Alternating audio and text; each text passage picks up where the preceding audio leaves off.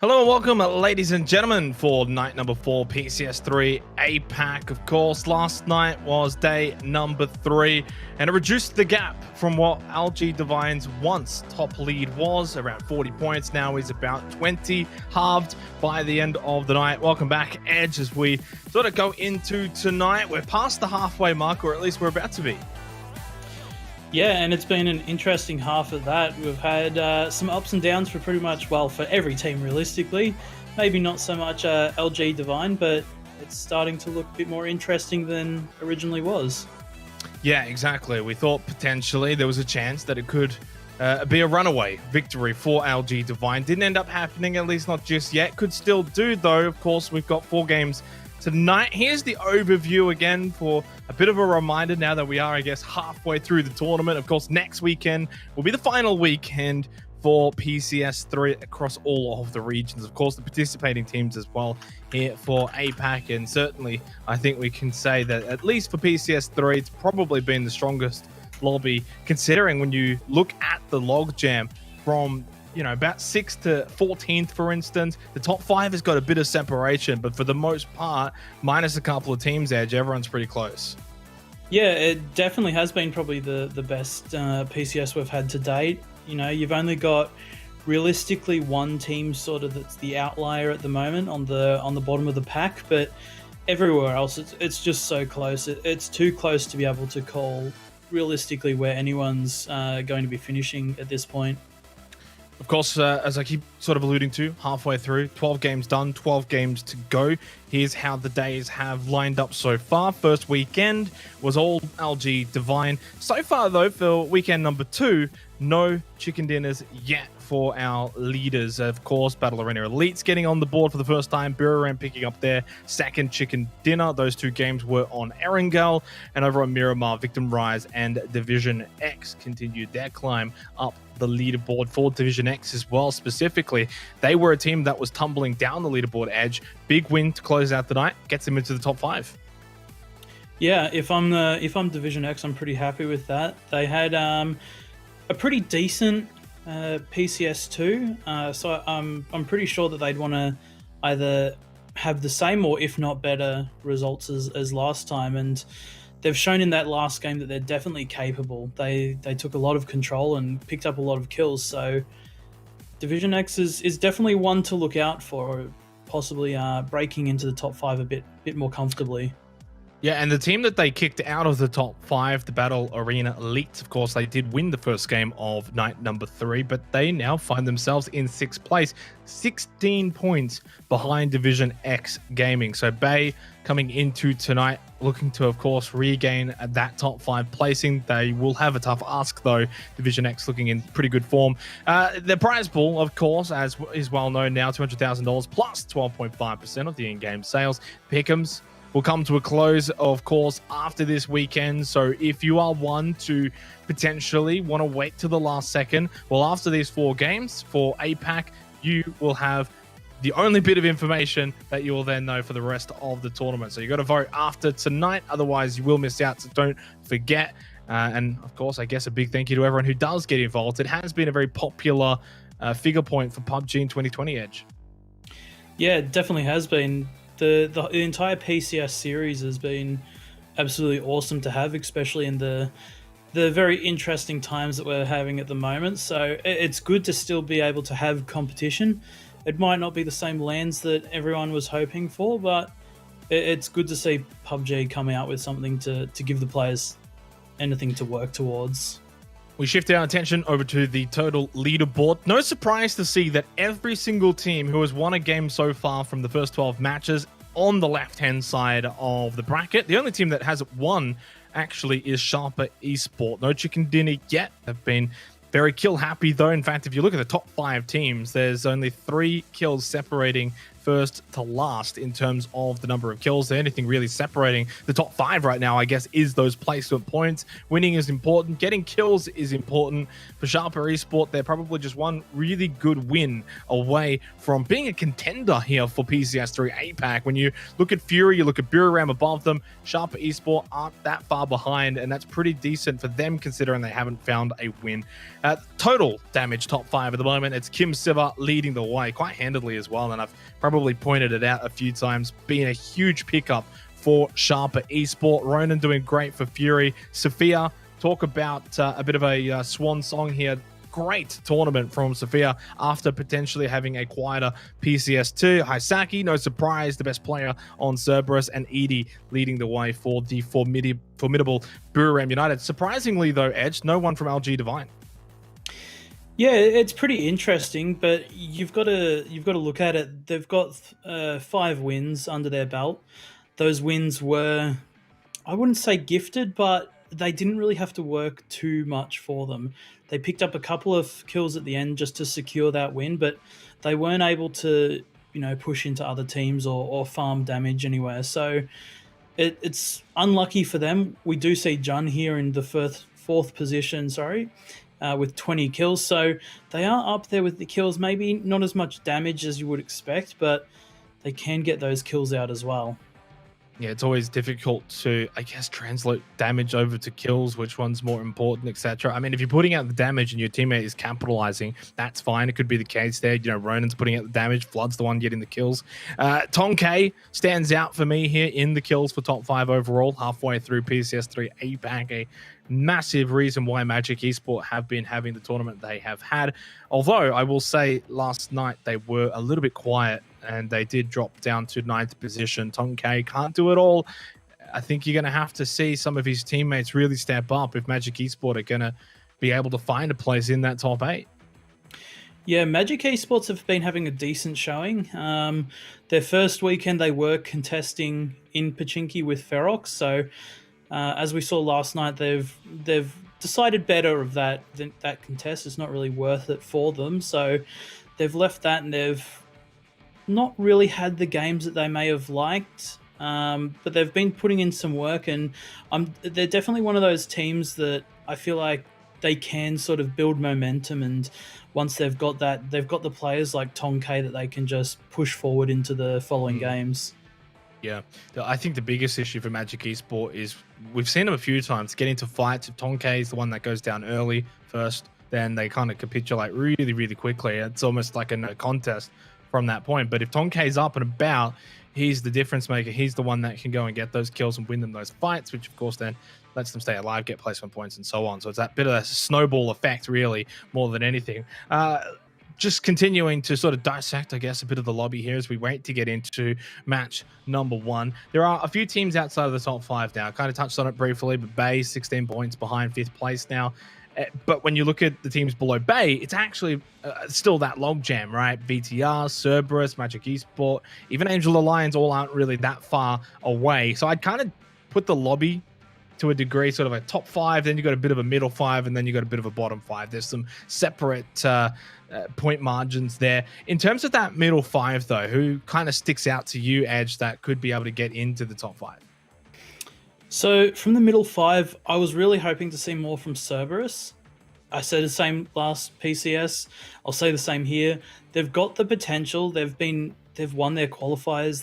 They've done everything right, but then they get to this stage and they just fall short. So Cerberus is one I'd definitely be pushing to see up towards that top 5. They've got the potential.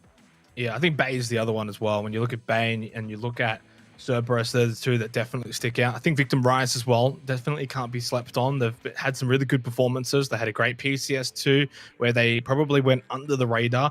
And here for PCS3, we saw them get a win yesterday. They're on 70 points. They're there amongst it. When you look at the point gaps from Bay, VTR, Cerberus to, say, the likes of Fury, Sharper, Biram, it's really not that much.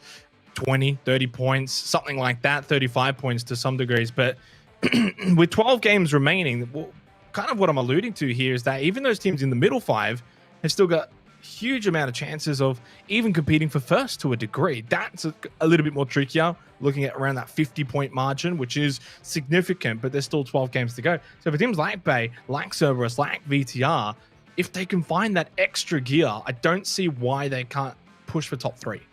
Yeah, absolutely. It doesn't take much at all. Like, it's only a win and a couple of kills away. You close the gap, you have that good game, you have a little bit of circle fortune, and then you can push it up to the top 5 and even past that as well. Like, LG Divine in no way safe at the moment.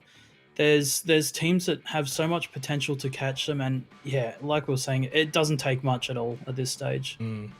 And a turnaround, I guess, LG Divine, they won 5 of the first 7 games for PCS3 APAC. They had a 40-something plus lead. It's dwindled. It's not evaporated, though. It's still there, 20 points or so. Coming into tonight, if they can't sort of, I guess, get back to their very best, do you kind of expect that lead to be basically nothing?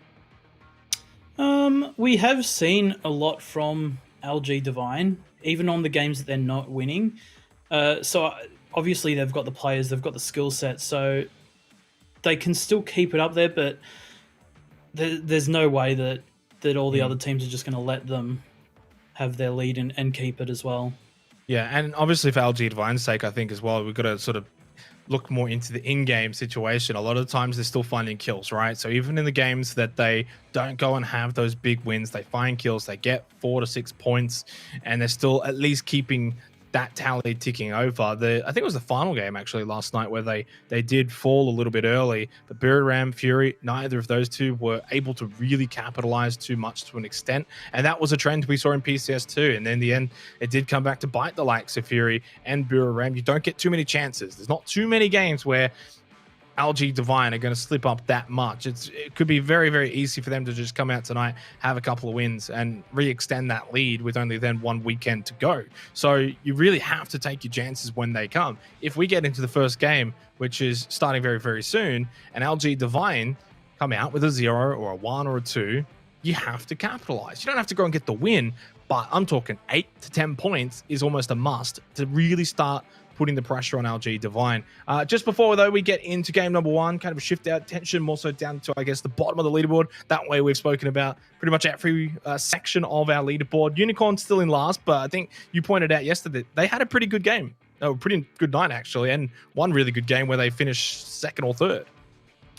Yeah, that's right. Realistically, they've over doubled their points from their first weekend in one day. So, if they get a little bit of consistency and pick up some more kills, they could see themselves picking themselves from the bottom of the leaderboard. So it's definitely in Unicorn's favor at the moment. Yeah.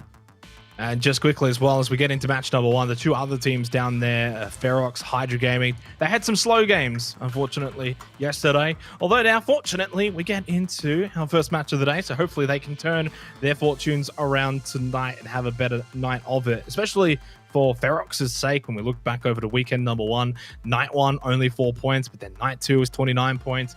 In this case, it pretty much happened again where they got like 3 or 4 points yesterday. Can they have another big night? If they can get 20 plus points, it does get them back into around the middle of the pack. And I think for Ferox, top 10 is probably the ultimate goal, and that's still achievable. So they definitely can't hang their heads. And the same for the likes of Hydra Gaming and Purple Mood. I probably put top 10 as the goals for those two teams respectively. And that rounds out the bottom 4 as we get into match number 1 of the night. It's day 4 for PCS3 APAC. Match 13 of 24.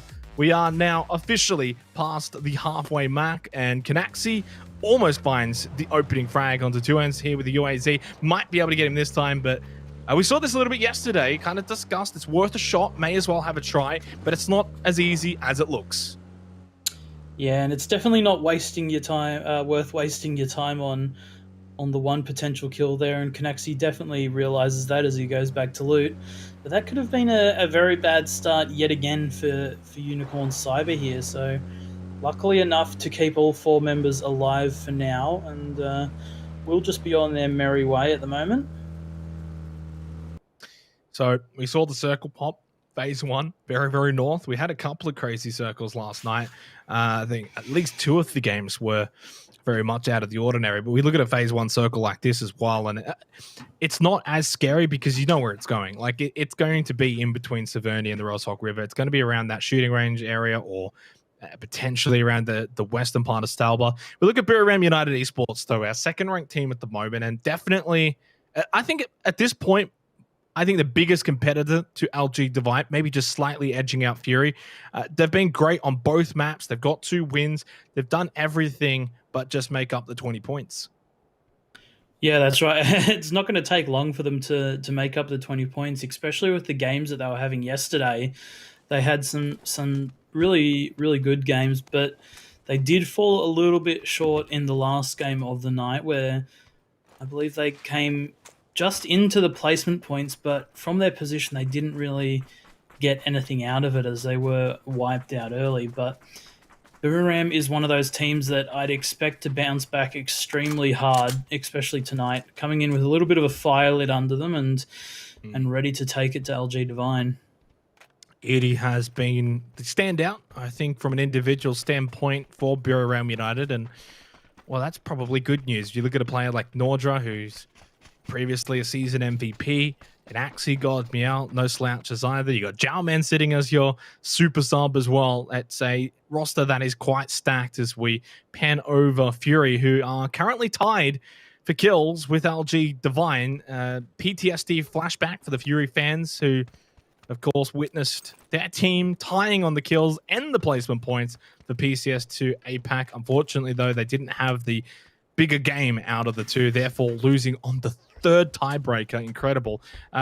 Fortunately for Fury, it's not going to matter too much at this stage of the game, and unfortunately, though, they are still 23 points behind LG Divine. All of that through placement points. Yeah, and if I'm Fury, we've done it once, we'll do it again. That's the sort of mentality you've got to come out with in these games. You can't be willing to let anyone back in, even if it's the likes of LG Divine or Miramar. So you're definitely not sleeping on these teams and not going to give them any sort of opportunity to bring themselves back into it.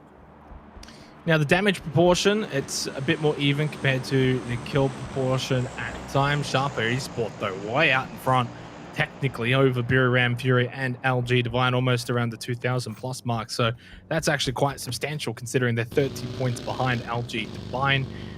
It probably just says to me that, like a couple of teams in the top 4, they are just lacking really those placement points in punishing LG Divine. That's really been the difference right now. Obviously, when a team has won 5 times, there's a reason why they are in first place, but winning isn't always forever, Edge, and it's been now 4 or 5 games since we've seen a chicken dinner from LG Divine, and I guess no surprise, that's maybe why the lead has started to dwindle.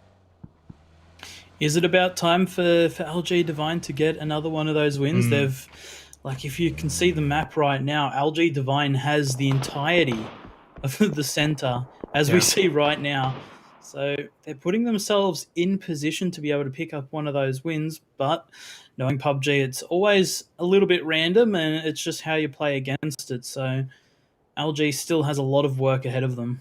And these sort of circles as well probably favor teams that get these center positions more so than playing edge. Even a team like Buram, who does like to play edge of circle, and they are going to come in late, they are going to get to play their style. They're going to be coming into probably an area that's going to be very open field of view. It's going to be, I don't know, 3-4 teams could potentially see you at any given time, depending on where you're at. So if you're not getting a good compound around this sort of Severny region, you are going to probably struggle. And as you mentioned, LG Divine, great spot. Fury, great spot as well. We do need to see more, though. Phase 2, Phase 3 can change the landscape dramatically. I mean, heck, it could just hard shift down south towards Roshawk, and that basically changes everything as Genfos will find that crate. And as for Angel Alliance, a great story here. They've been fantastic on Miramar. Love the way they go about it there. But boy, do they need to find that form and bring it over to Erangel. I definitely think so. They just haven't been able to pick up their Erangel games yet. They've had some good, I wouldn't say great, but some good Miramar games. They've brought themselves into the top 3s reasonably consistently, but you just need that little bit more. You need to have that nice mix of the two maps, and you could either take that as a big learning experience or just try and hedge your bets on Miramar every time. Well, you can't, I don't think, at this level. You've got to be able to play both maps. Maybe in the local regions you could get away with it. Although in the local regions you're probably just dominating the lobby anyway, so it's not an issue there. But, you know, even likes of LG Divine, who obviously had huge Miramar control over the first weekend, still you got to get it done on both maps. They showed us that. They obviously have gotten a win on Erangel as well. And that's, again, why they are in top spot. You take away that Erangel win, and they probably wouldn't be in top spot at the moment. There's Tonk for Magic Esports. As I've said, it's pretty simple. If he dies, Magic Esports die. There's a lot riding on this guy, and I wouldn't be surprised in 2021 if he's... I almost don't want to say it because it sounds rude, but if he's on a different roster, potentially a team that can compete in the top 3, top 2, for instance, he's such a talented player.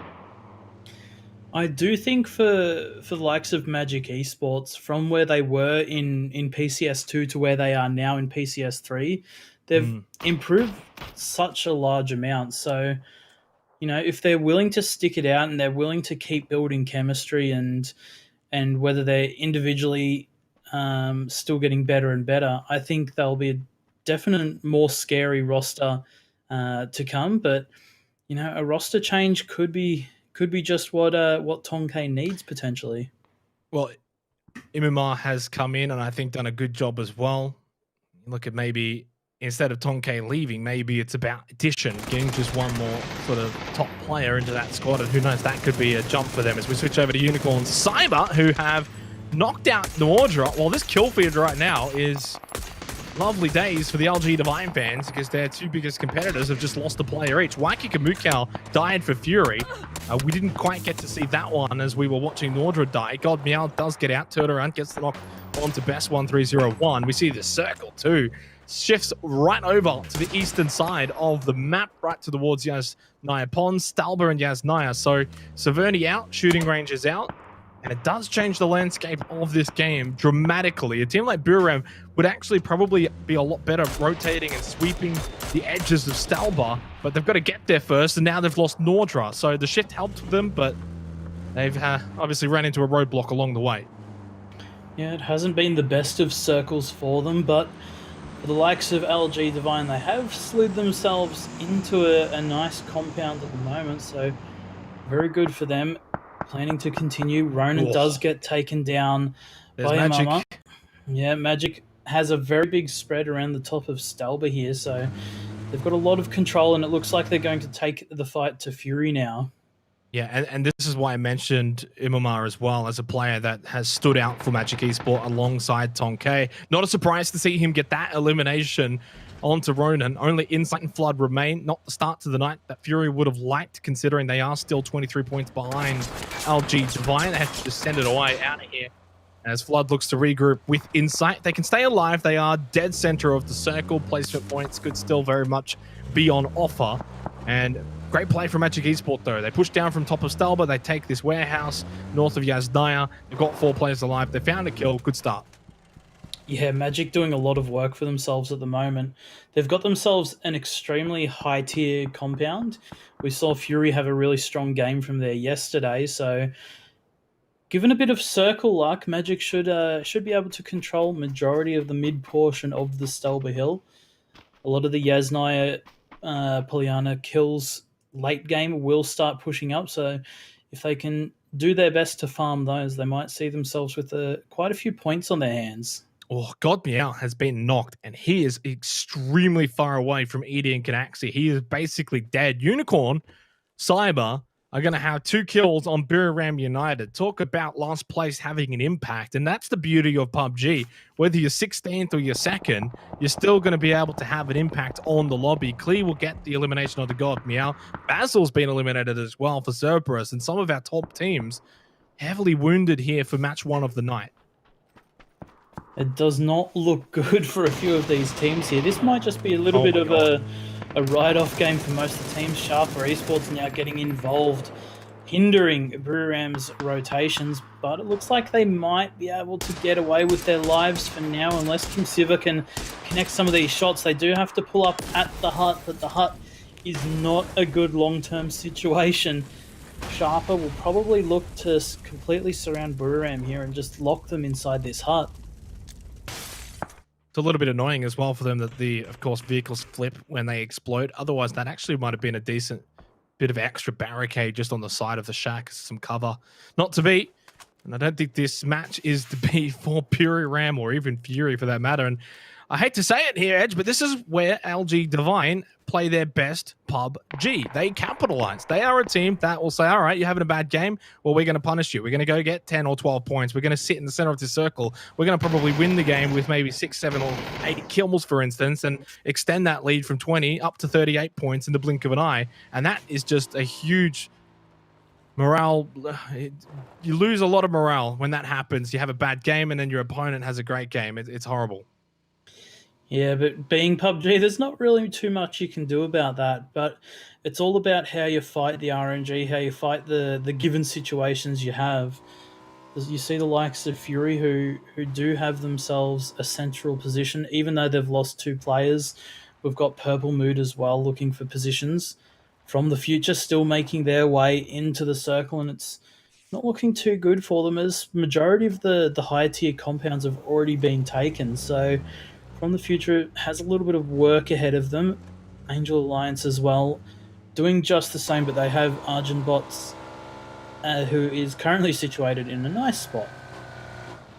From the future, as you mentioned them, they are not inside of the circle here. This warehouse is not in. You can use it as a pit stop. They got 1 minute and 50 seconds, and they are definitely aware of Angel Alliance's presence, not too far, as you just saw. Just actually now seeing them here, as you see. It's not too close, but not too far either.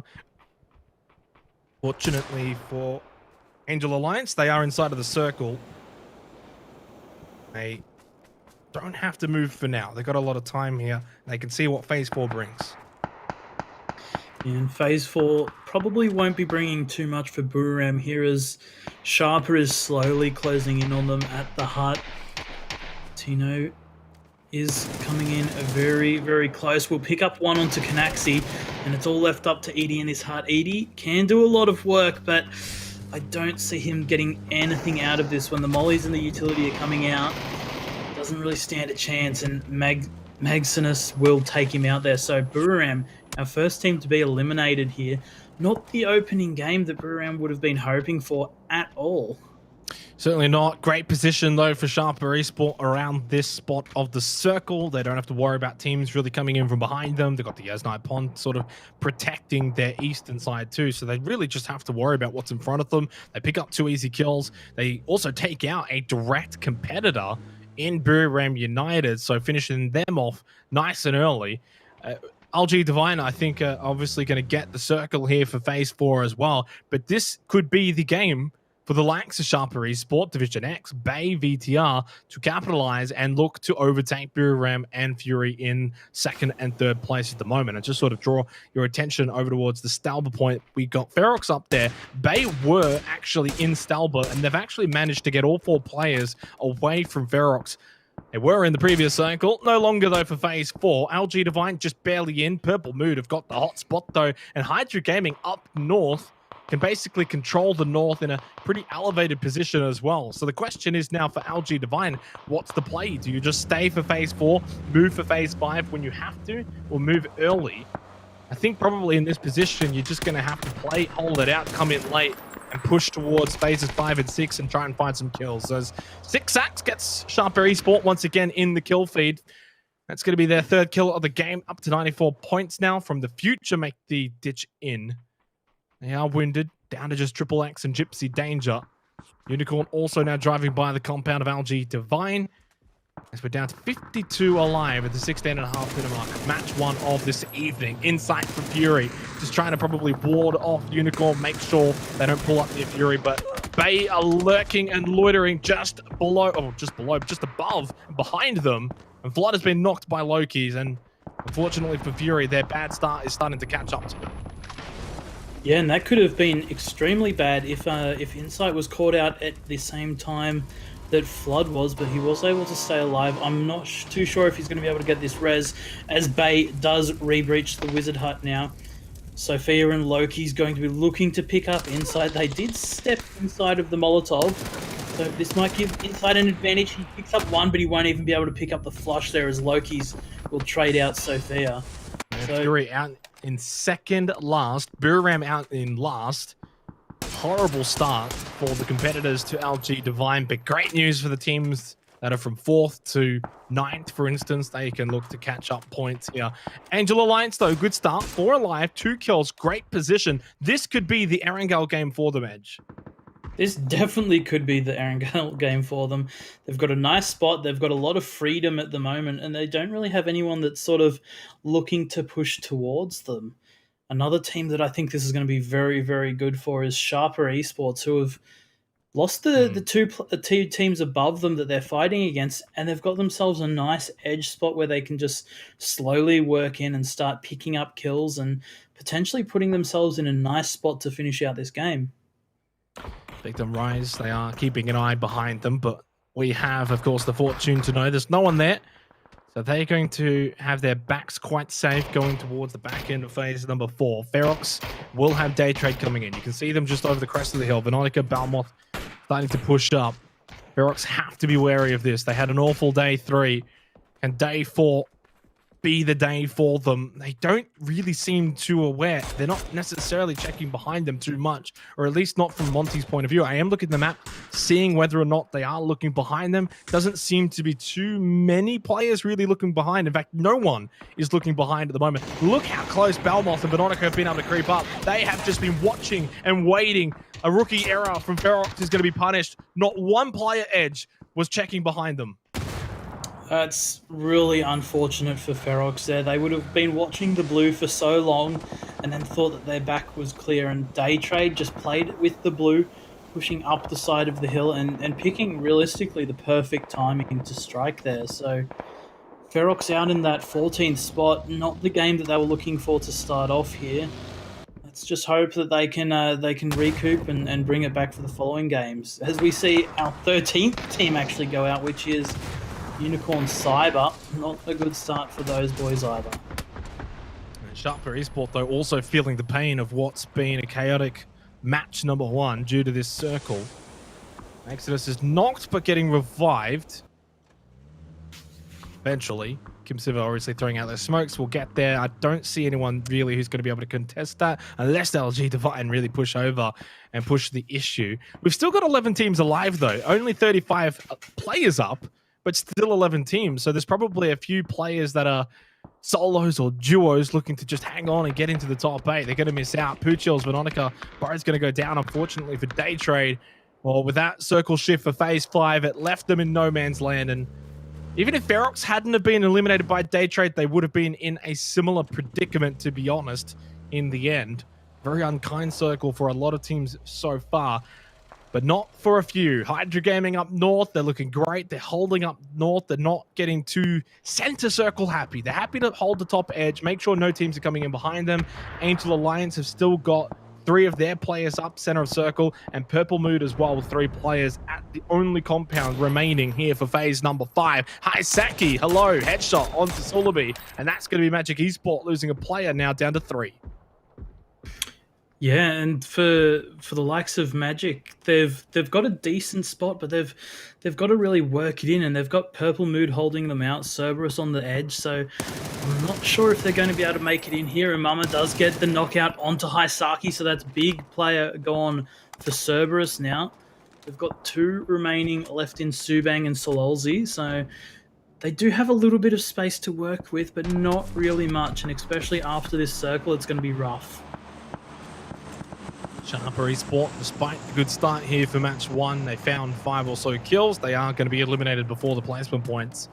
And LG Divine through Jun now onto 2 kills, just slowly increasing that lead. But while it's slow going at the moment for LG Divine, I'm kind of anticipating a big finish, potentially a chicken dinner. This is where they do their best work.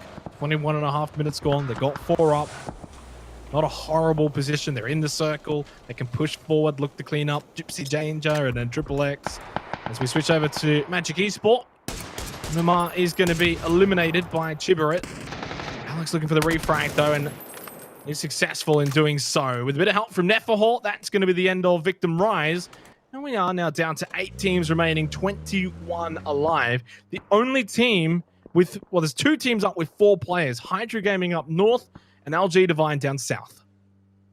Yeah, and this is such a good game for all of our middle of the pack right now. They can start to close the distance on the top 5. There is only about a 20-point gap between majority of the teams, so all you need is that win, 10 kills, and you're definitely up there in the contest with the big boys. So surely Levi's dies here. There's no way he survives this. It's a little bit sketchy for Levi's right now. I really wish we could have watched that one out. But you can see it there in the distance, actually. There we go. Look how close it is. Levi's doesn't know that Gypsy Danger is behind this rock, but Gypsy Danger knows that Levi's is really close. The problem in these sort of scenarios is Gypsy Danger, is he not sure? Is this a solo? Is it one? Are the other 3 around here, or the other 2 around here? Probably doesn't have enough information to just go off this. Probably only shoots Levi's if Levi's runs in front of him. Yeah, there's really not much of a need for Gypsy Danger to do anything here. He just needs to wait for Levi's to overstep his boundaries, and once that happens, he can pick up the free knock and kill. But the biggest problem here is as LG Divine push further in and they look towards Levi's, even for a split second, they will be able to spot Gypsy Danger. He does get spotted by NamC. I was saying it as it happened. He did get the knock, though, onto Levi's. Talk about timing. And now there's actually been a knock and a flush onto Jun by Neferhor. LG Divine down to 2 players, NamC and J-End. Yeah, and Triple X is looking very hungrily for the flush onto Levi's. NamC and J-End probably won't be able to go for it at the moment, especially with Tonkay holding from above. As soon as anyone makes a move, it's going to be quite difficult for them. Tonkay is the last man surviving for Magic, and yeah, they're going for the revive. They've got the vehicle, so they can get over there. Tonkay has averted his eyes for the moment. It looks like we're about to have this fight between Angel Alliance and Hydra Gaming breakout. Ooh, Tonkay actually gets another one. Oh, he got... No, that's JN. That's the one who was going for the revive. So they're both now down at the south. NamC's not really close enough and doesn't have a vehicle. As you mentioned, though, Angel Alliance and Hydra Gaming do a doing a bit of battle over towards the northwest here at the cliff face. One down at the moment for Hydra, but Angel Alliance have only got the 3. Make it 2 to end Robo with a knockdown on Team Patrick. Mad Dog, though, good positioning, utilizing that high ground. 5 kills so far for Angel Alliance. They can make it 6 or 7 right here if they can wipe out Hydra Gaming. And look at that circle shift, trying to help out LG Divine, and it might just work. NamC has gone over and he's looking for the double revive. He might be successful, and if he is Edge, I'd probably back LG Divine to win from here if he can get both members up. But look at Triple X run with the nade from the future. No, Tonkay, you're stopping the man from getting the job done. He has to fall back now, and Tonkay goes down to just moments, so Triple X has just averted back. He has no idea that Tonkay, who was shooting at him, has just died, and he's allowed LG Divine to get all 2 revives. All 3 members are standing once more for LG Divine. They're back, and they probably will punish everyone still alive. Yeah, that is literal best case scenario there for LG Divine. Just everything working out in their favor. So if they can convert this to a win, that's a big, big misstep by most of the teams involved. Purple Mood will have that high ground, but I'm not sure how much they'll be able to do off it. As we see Mad Dog push up around behind Mickey and get the 1 knock, get the 2 knocks. Second one onto Simon, but he's getting third-partied from afar by JN, one of the recently revived from LG Divine. Here they come. Here they come. 2 quick kills. They're going to just rack up the points now, and Purple Mood, the only other team that have got sort of matching numbers. They've got 3 up. Levi's, though, might get pushed here by Rabbit and 2 and Robo. Hydra Gaming have been forced away due to Angel Alliance. What a climax here for match number 1. 2 and Robo, though, just sits down Levi's. It might be short-lived success for LG Divine, but it's still extra points that they probably shouldn't have been able to achieve. JM with a knockdown onto 2 and Robo, though. Now, if they can get the second one here, or at the very least with a bit of help from Los Santos, that does confirm JN's kill. 6 now for LG Divine. I believe they only had 3 when, of course, those 2 knocks were in play. So they've been able to capitalize in terms of getting into the top 3 and finding 3 extra kills. I think right now they've picked up about 6 extra points due to getting back into this one. Yeah, it's definitely been a good outcome for them at the moment. Purple Mood as well, from a team who was probably, I think they were sitting in 15th position at the start of yesterday, has now put themselves up to 11th with a really big chance of getting into the top 10 after this game. 2 versus 3, Purple Mood looking for their first chicken dinner. A team that was second last for quite a while over the first weekend. A win here puts them oh so close to the top 10. Just moments. In a big moment for Purple Mood with a knock onto JN. A 1 versus 3 awaits NamC, who was at the center of this circle. He's spotted and found low by Los Santos. They've got his position. They've got him outnumbered. And I think they've got their first chicken dinner for PCS3 APAC. The nades ring in. NamC's not getting out of this one alive, and I don't think he's getting out of here with a win. Definitely doesn't look likely at the moment with all the utility being thrown from Purple Mood. Just moments will light him up and pick that one up.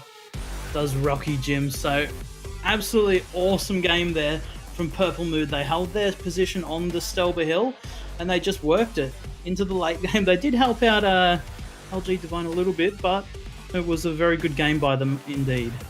They helped out LG Divine a lot. You know, going back, it was Purple Mood who... Well, actually, no, it was Tonkay who helped out LG Divine because Tonkay was shooting Triple X, who was going to kill LG Divine. But it was Purple Mood who then killed Tonkay. So they were up against it towards the end, LG Divine, but they got so much out of that game, Edge, when they probably shouldn't have. Absolutely. LG Divine should have been dead to rights there. They had no chance of getting back in. They shouldn't have been able to get those 2 revives. But just all the circumstances worked out in their favor.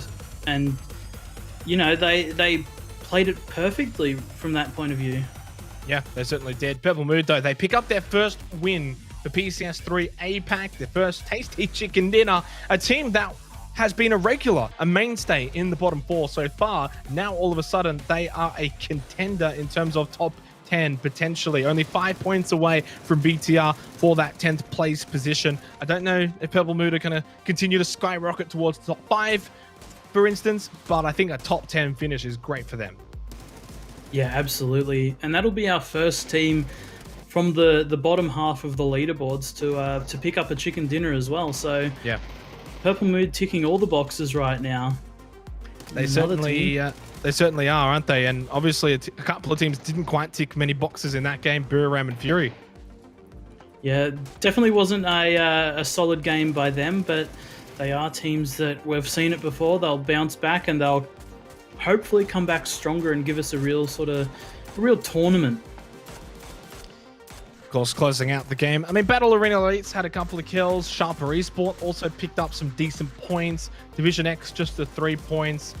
For Bay, they're still 11 points behind Division X, 6 points above Magic though, so they are a little bit comfortable, I guess, in that 6th place position. For Fury though, 2 points ahead of Sharper Esport. It's getting quite close there at the top. And of course, as we know, LG Divine were able to go and pick up a few points. Buram did get 1 kill. It's a 31 point gap now between first and second, and that further extends out to 35 points to then second place. So we started tonight, Edge. 20 points was the margin, and how quickly things can change in just one game. We've got 3 more, of course, but still, nonetheless, it just shows you cannot be choking games when LG Divine is in this lobby. 12 points.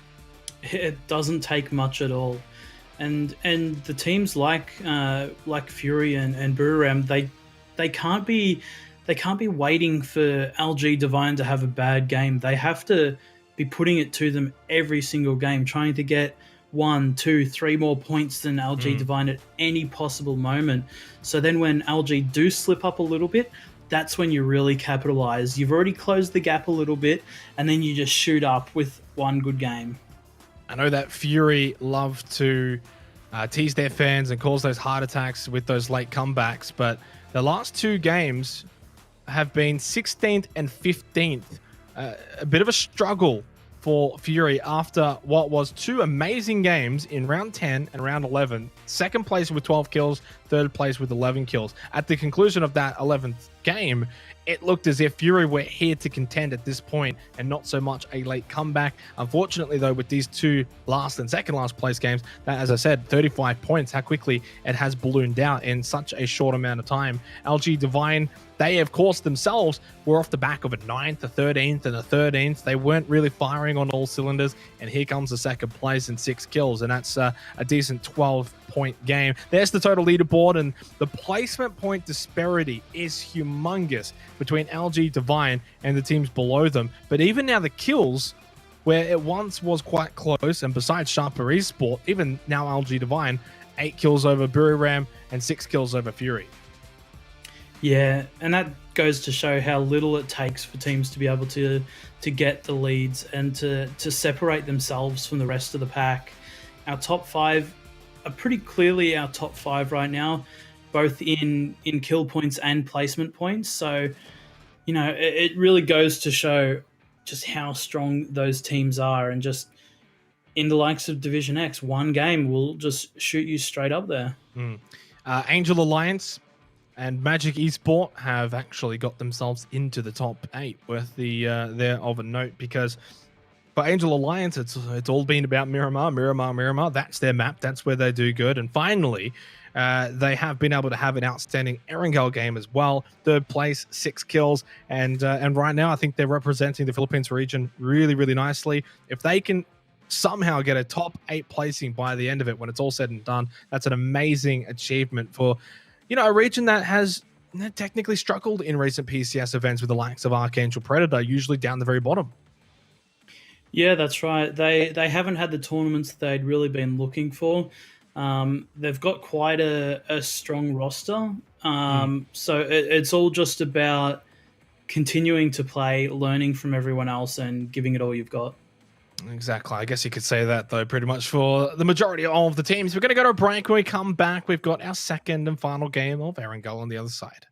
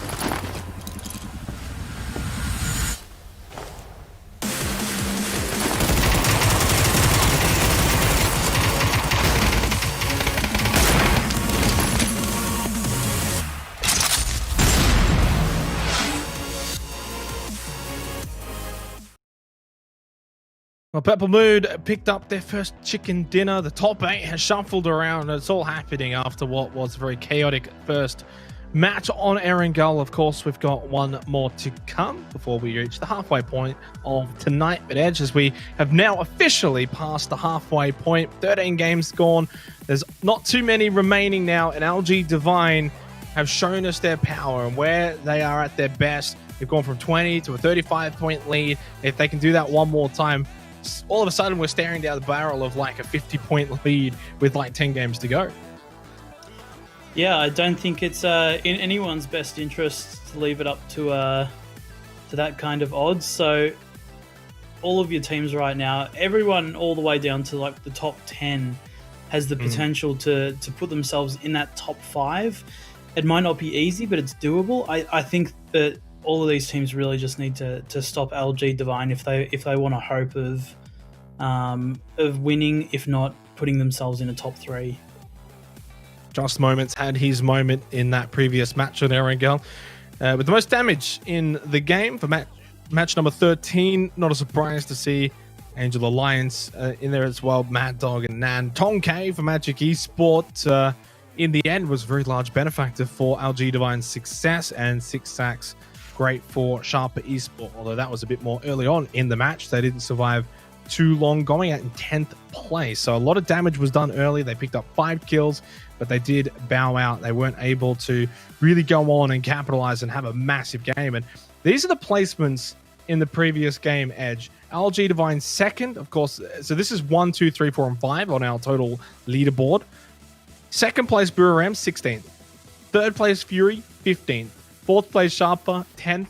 And fifth place, Division X, 12th. I mean, that is just horrendous viewing for the teams looking to overtake LG Divine.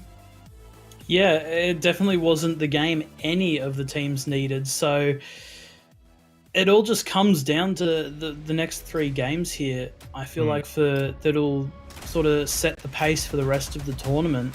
You can't let LG Divine run too far away with it, and you can't let yourself just not get any points. It's just going to be too difficult coming into the final weekend. Could have said it better myself, Edge, as we head into match number 14, match number 2 of the night, and our final game of Erangel for the weekend. Of course, for LG Divine, though, still a while between chicken dinners for a team that won 5 out of the first 7 matches. They haven't been able to win a game since round 7, so we've gone to 7 games now.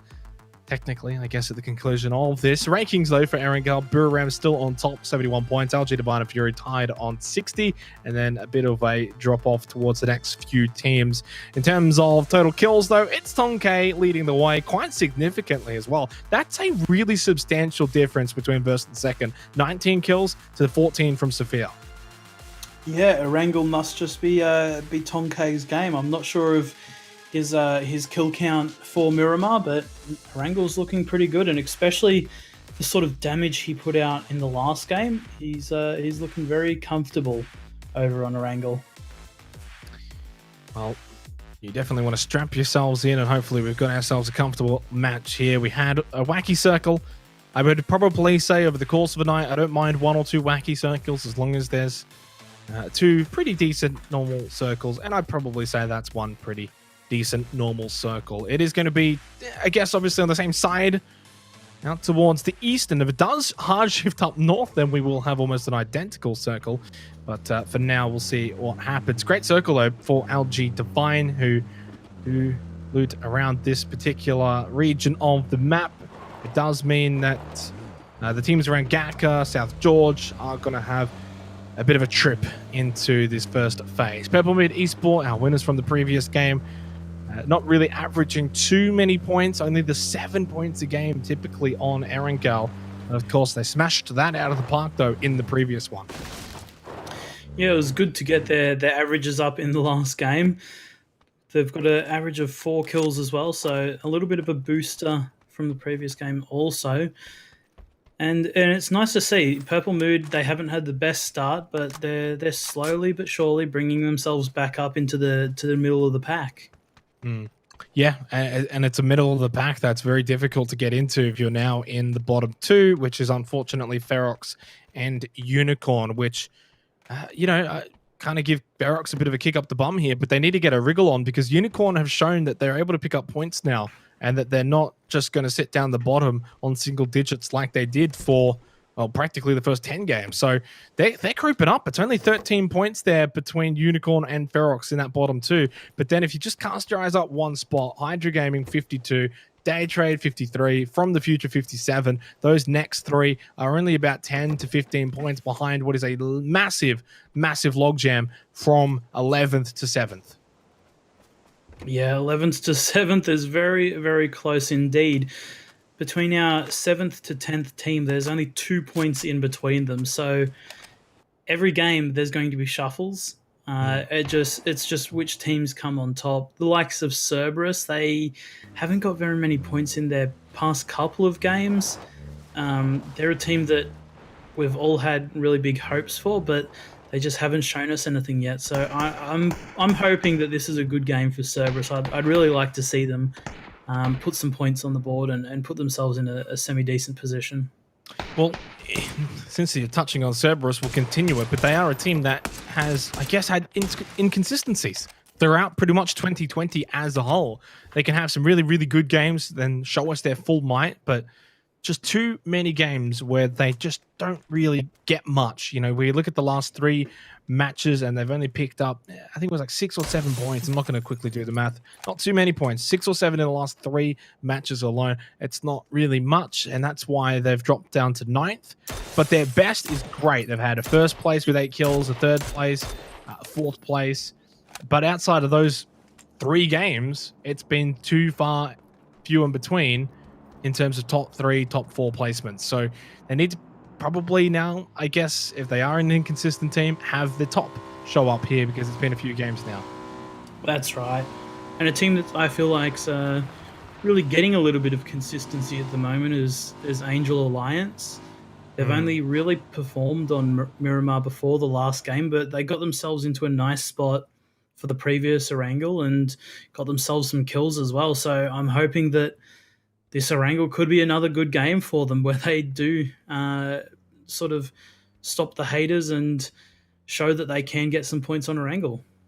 Well, yeah, you look at the last 3 games for Angel Alliance, 4th and 5 kills, 9th but 7 kills, and then, of course, the one we just saw, 4th, 3rd, and 6 kills. So racking up the points for Angel Alliance. That's why they're in the top 8 at the moment, 73 points. They're only 1 behind Magic, 7 behind a team like Bay.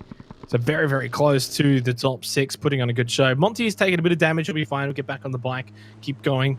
Just around these Yasnaya fields, close by to LG Divine. As Ferox, I like to see this being a bit more aggressive. Rather than sitting on the edge, they're able to now push in, find a position early. They may just send it into Yasnaya, or they might take the yellows, I guess. But ultimately, I do like what I'm seeing here. Yeah, that's right. Ferox is realistically sort of a newer team to the higher levels of PUBG, so it's all just going to be a lot of learning for them, and especially coming into the APAC region, they're going to have to adapt to a lot of the play styles. The likes of Sweet Soul has been in this scenario before, so he should be reasonably comfortable, but the APAC region is a little bit of an interesting one. Watching Poochills, who is infiltrating Fury, or he's close by. The Fury are going to just get moving now. Already a large congestion of teams around the center of this phase 1 circle, around the mark, around these Naya fields. There's going to be plenty of space, though. For the teams that are going to come in late, there's plenty of space around the edges, and then it's just a matter, I guess, of hoping that the circle shifts onto you towards your edge, whichever way you come in, whether it's north, south. Angel Alliance are over towards Mill to Power, for instance. Obviously, they're going to come in from the prison direction. From the future, very, very far west coast still, around the Gakko Fields west coast. I'm not sure exactly where they'll come in, considering they're so far away. They'll probably have to beeline it as Tong K driving around. Miramar taking shots to at J end, and quite successful too. Tong K might be able to get this knock. No, sometimes it works, the spray, sometimes it doesn't. You got to just spray and pray and hope for the best. And in this case, JN's the one who does come out best and is able to survive. LG Divine is holding a very, very high risk and very high reward sort of split right now, having their only one duo together. The other two players are very separated, closer to that Yasnaya area. But if they don't get breached here, they'll have themselves in quite a nice spot moving forward through the rest of the game. As we do see Unicorn Cyber pushing Cerberus Esports off the single yellow on the side of the potato hill. So putting themselves in a nice spot as well. Unicorn Cyber looking a lot more comfortable now. Yeah. Just the way that they're even positioning and playing, getting into fights, they just look like a formidable opponent all of a sudden compared to the first 8 or so games where it was very, very dire. There's the map, there's the situation, as I mentioned before, from the future. Very, very far away. They'll get in, and I guess they just won't stop driving until phase 2 is about halfway done. Fury, he went for the massive rotation. Just now going to make their way up north, and they, like from the future, will come in quite late. That phase 2 won't even really be much of a play for them unless it's a very hard south shift. Being very, very delicate with that bridge, of course, going back to PCS3 APAC, it was either, I think it was the second last game where they got bridge camped, and they will, of course, never make that mistake again. And wow, that is a circle of all circles to shift away, not only from Fury, but from the future and the 2 members of Day Trade still on Sosnovka Island. So, also just actually, it's just Puchil. So Puchil's by himself there on Sosnovka Island, but that circle is also now a repeat edge of match number 1, basically. It's looking like it at the moment. This one's a little bit more westerly, but a very good circle for Division X at the moment. They've got themselves the vast majority of the zone at the moment, with most of our teams still making that journey to get across the bridge to try and find anything they can possible at the moment. And putting some shots over towards the rotators, and Victim Rise actually picking up one onto Monty. So Ferox, again, not the greatest start. Monty, the first player to go down out of our 64. And look at the teams that are 7th to 10th on the leaderboard. 74, and then 73, 73, and 73. Incredible how close that is. Long K sitting on top of this shack. He's going to just be sent back down. Fury, of course, have got a drive ahead of them. I'm not sure if they're going to be able to get north of the Azzy Pond. Sweet Soul with a seat holder with a seat swap on a Jukesy. Sit down, buddy. And he'll run him over, or at least attempt to. In fact, didn't quite. He did better with the seat swap. He goes for it again, and, well, why not? That was a great seat swap onto Jukesy. Bay down to 3 players. And maybe that just could be a confidence booster for not just Sweet Soul, but Ferox as a whole. Although, maybe a short-lived one, because they're driving right into Division X Gaming. Long K with a bit of damage on the Sweet Soul. I'm surprised he didn't just have another try with the seat swap. Yeah, Ferox right now just need to calm down a little bit, pull up, regroup, figure out their thoughts, and then make a move off it. They're driving a little bit too much for comfort. Sweet Soul does get a little bit of a bump there from Bryn, but will be able to heal up. They've got themselves a position in the zone. It is very central, but after the phase 4 shift taking out the water, they will probably see themselves on the edge of the zone. So they would have tried to find anything a little bit deeper to the north. Fury, of course, have not stopped driving this whole time, and now they have made it to Roshock Hill, where they can have a bit of a break. Had it kept going, although it is a bit of a logjam around that Roshock Bridge, but looking around shooting range, the quads south of Severny, at the crossroads, I mean, all open territory here for what's most likely going to be a circle, whether it's phase 3, but then definitely will be phase 4. You would think that should be, by the end of it, all said and done, around the position that we saw for match 1. The only way that doesn't happen, Edge, is if we get some sort of south shift, or a southeast shift towards the Yasnaya Fields, in which case then I don't know what's going to happen for phase 4, because then that pond would be basically center of the circle. Yeah, if this is a southeast shift, this would be one of the most hectic games I think we'll have probably all PCS, with every team trying to shuffle to get back onto that southern side. It would just be absolutely chaotic, but it's very rare to see it sort of swing towards the water. Even though it's not the land ratio shift, it does generally sort of try and avoid that.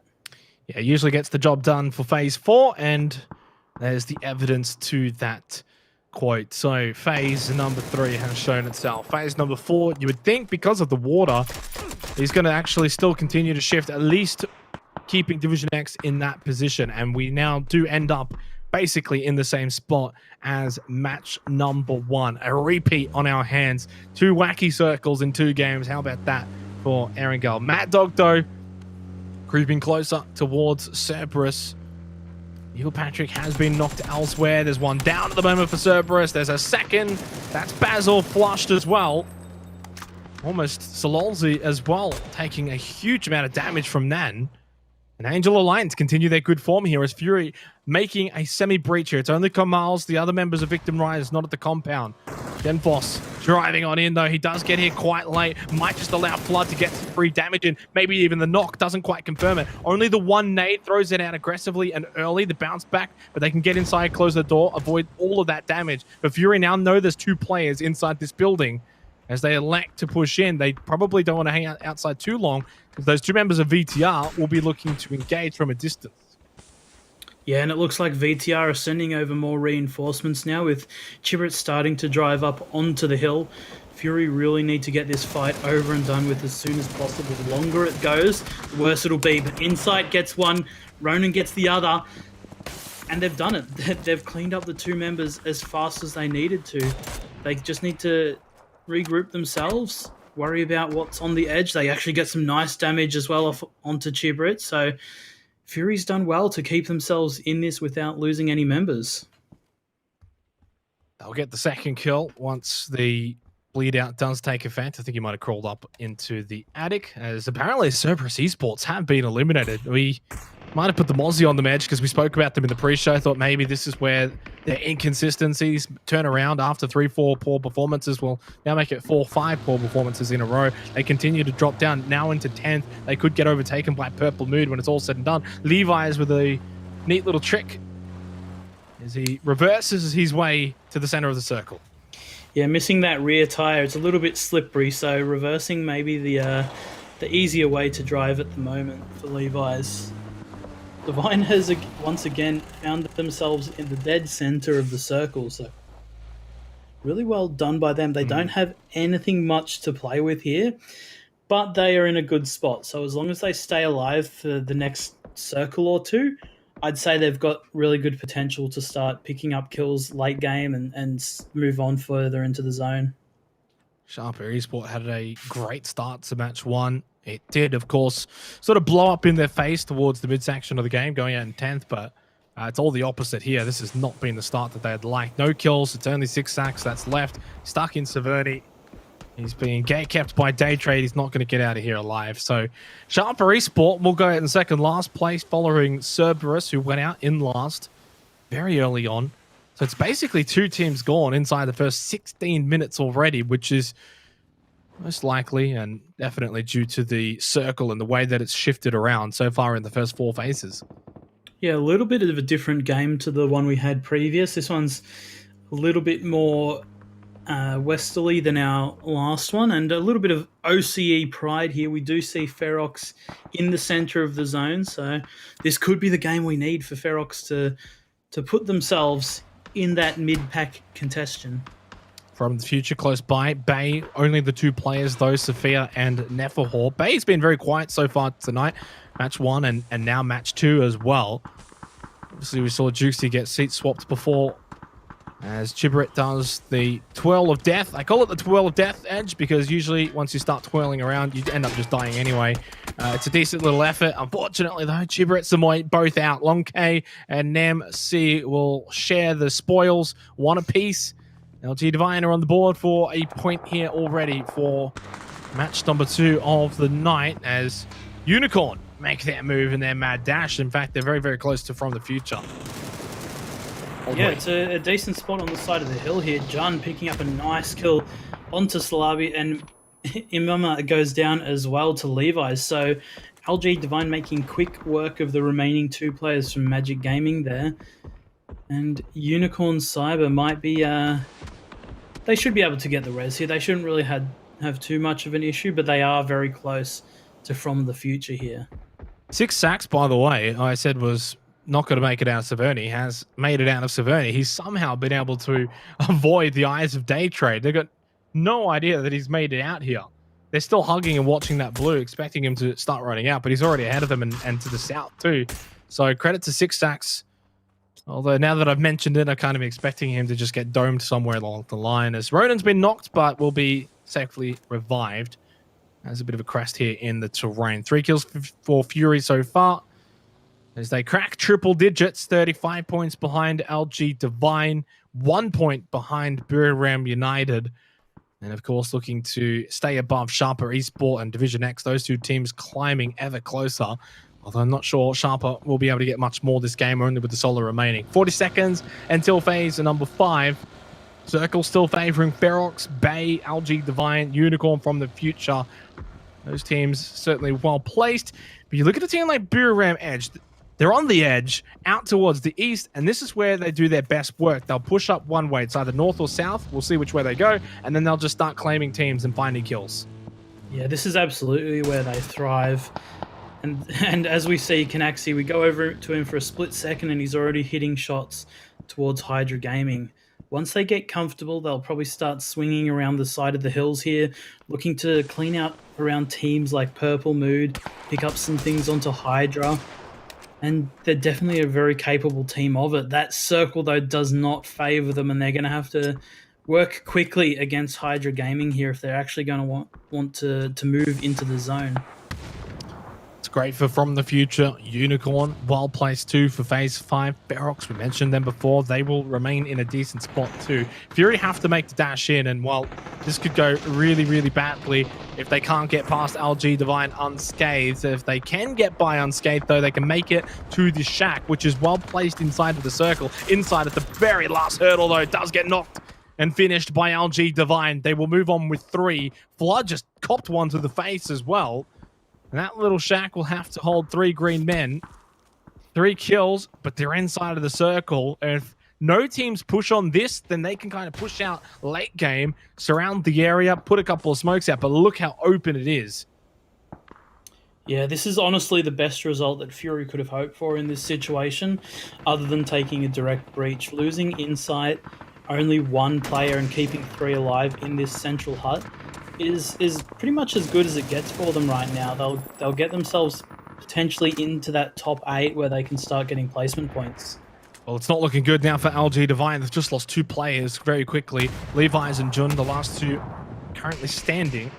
And they're only just inside of the circle. Not a great position either. They have, though, fortunately, had a couple of kills already. So points still gained. Buram, those are just starting to click here. 3 kills. They did lose Canaxi, but they're getting on the board in terms of those kill points as Los Santos is gone. Nan in the kill feed with a nade onto Balmos. Angel Alliance, by the way, I can just see it on my map, have pushed right up north, and they are cleaning Day Trade. They are not leaving a stone unturned as they push up north. Purple Mood push over to the bunkers here as Bay are going to be eliminated in 13th position. It was only the duo of Sophia and Nephahor. There goes Balmont, there goes Poochills, and Angel Alliance. There they go, they're into 7th now. Yeah, Angel Alliance coming out of nowhere, starting to have some good Erangel games. It's about time for the boys. They definitely deserved it, and they're coming out now showing why exactly they keep qualifying for PCS. That's a beautiful nade. Nordra and Edie have been knocked. It's only Godmere. I think this is going to be the end of Buram United. LG Divine have got 4 kills. Jun's going for the revive onto Levi's. No surprise. There goes Buram. So despite starting to find a few kills, that phase 5 circle shift was too much. And even the best teams are going to find it tough from how far away they were from that shift. And once again, LG Divine are able to stay alive and maybe get these revived. Jun is just getting tagged up, though, a bunch. Has to stick it now, and unfortunately does pay the ultimate price for trying to stick it. Unicorn don't get the kill. It was Tuan Robo who got the double there. Sharper gone, 6 sacks, couldn't quite find a placement point. Didn't get any kills as a solo. We're down to 9 teams. 22 minutes gone, 28 alive for our final game of Erangel tonight. This circle gets extremely rough, extremely quick here. There's no real playable areas that aren't taken currently by other teams. So I'm kind of confident to say that I'd almost expect maybe 5, if not 6 teams to be surviving in this next zone. And as soon as this zone closes, this is where most of our teams can come alive. The likes of Unicorn, Cyber, Fury, they can all sort of step out of their huts and start looking for kills as soon as they know that the edge compounds are out. It can't be understated, though, for Fury's position here, how open this terrain is once they step out of this shack. And it's just a matter of who can really see them. You can see Division X. They're not inside the circle over at that compound. Fury just trying to put some pressure on them, make it difficult for them to push out. And for a team like Division X, where do they send it to here as well? You know, there's not much. Sticking out of the window there does make an easier target, though, for Waikiki Mukau. Down to 3 bullets left on this SLR. We'll have to reload. Does get the knock, though, onto IQ 500. Not sure if the flush will follow. The smokes are up, and it will be very, very difficult to land these, although he does land a tag onto Neil through the smoke. The Nautica has been eliminated, so that's the end of day trade. We're down to 7 teams left. Not bad, though, for Division X. They're going to have 2 players in the circle. They do still have to get the last 2 in over as well. Yeah, and they don't really have the greatest spot or the greatest of driving, missing that tire. It's going to be a little bit of a drifty situation as Waikiki Mukau gets one and Best 1301 gets another. So Waikiki Mukau will confirm one of those kills. Triple X will steal away the other. Now Hydra Gaming prepping the nades towards Fury. They come out and they do massive damage onto Ronan. The car's on fire. They can't step outside to support here. Waikiki Mukau needs to heal up as Mickey will be prepping another nade to potentially throw in the doorway. Misses the door, luckily enough for Fury. Flashes come out and will flash both of them. Oh no, he flashed himself. I think he went to throw that inside and it ended up bouncing back.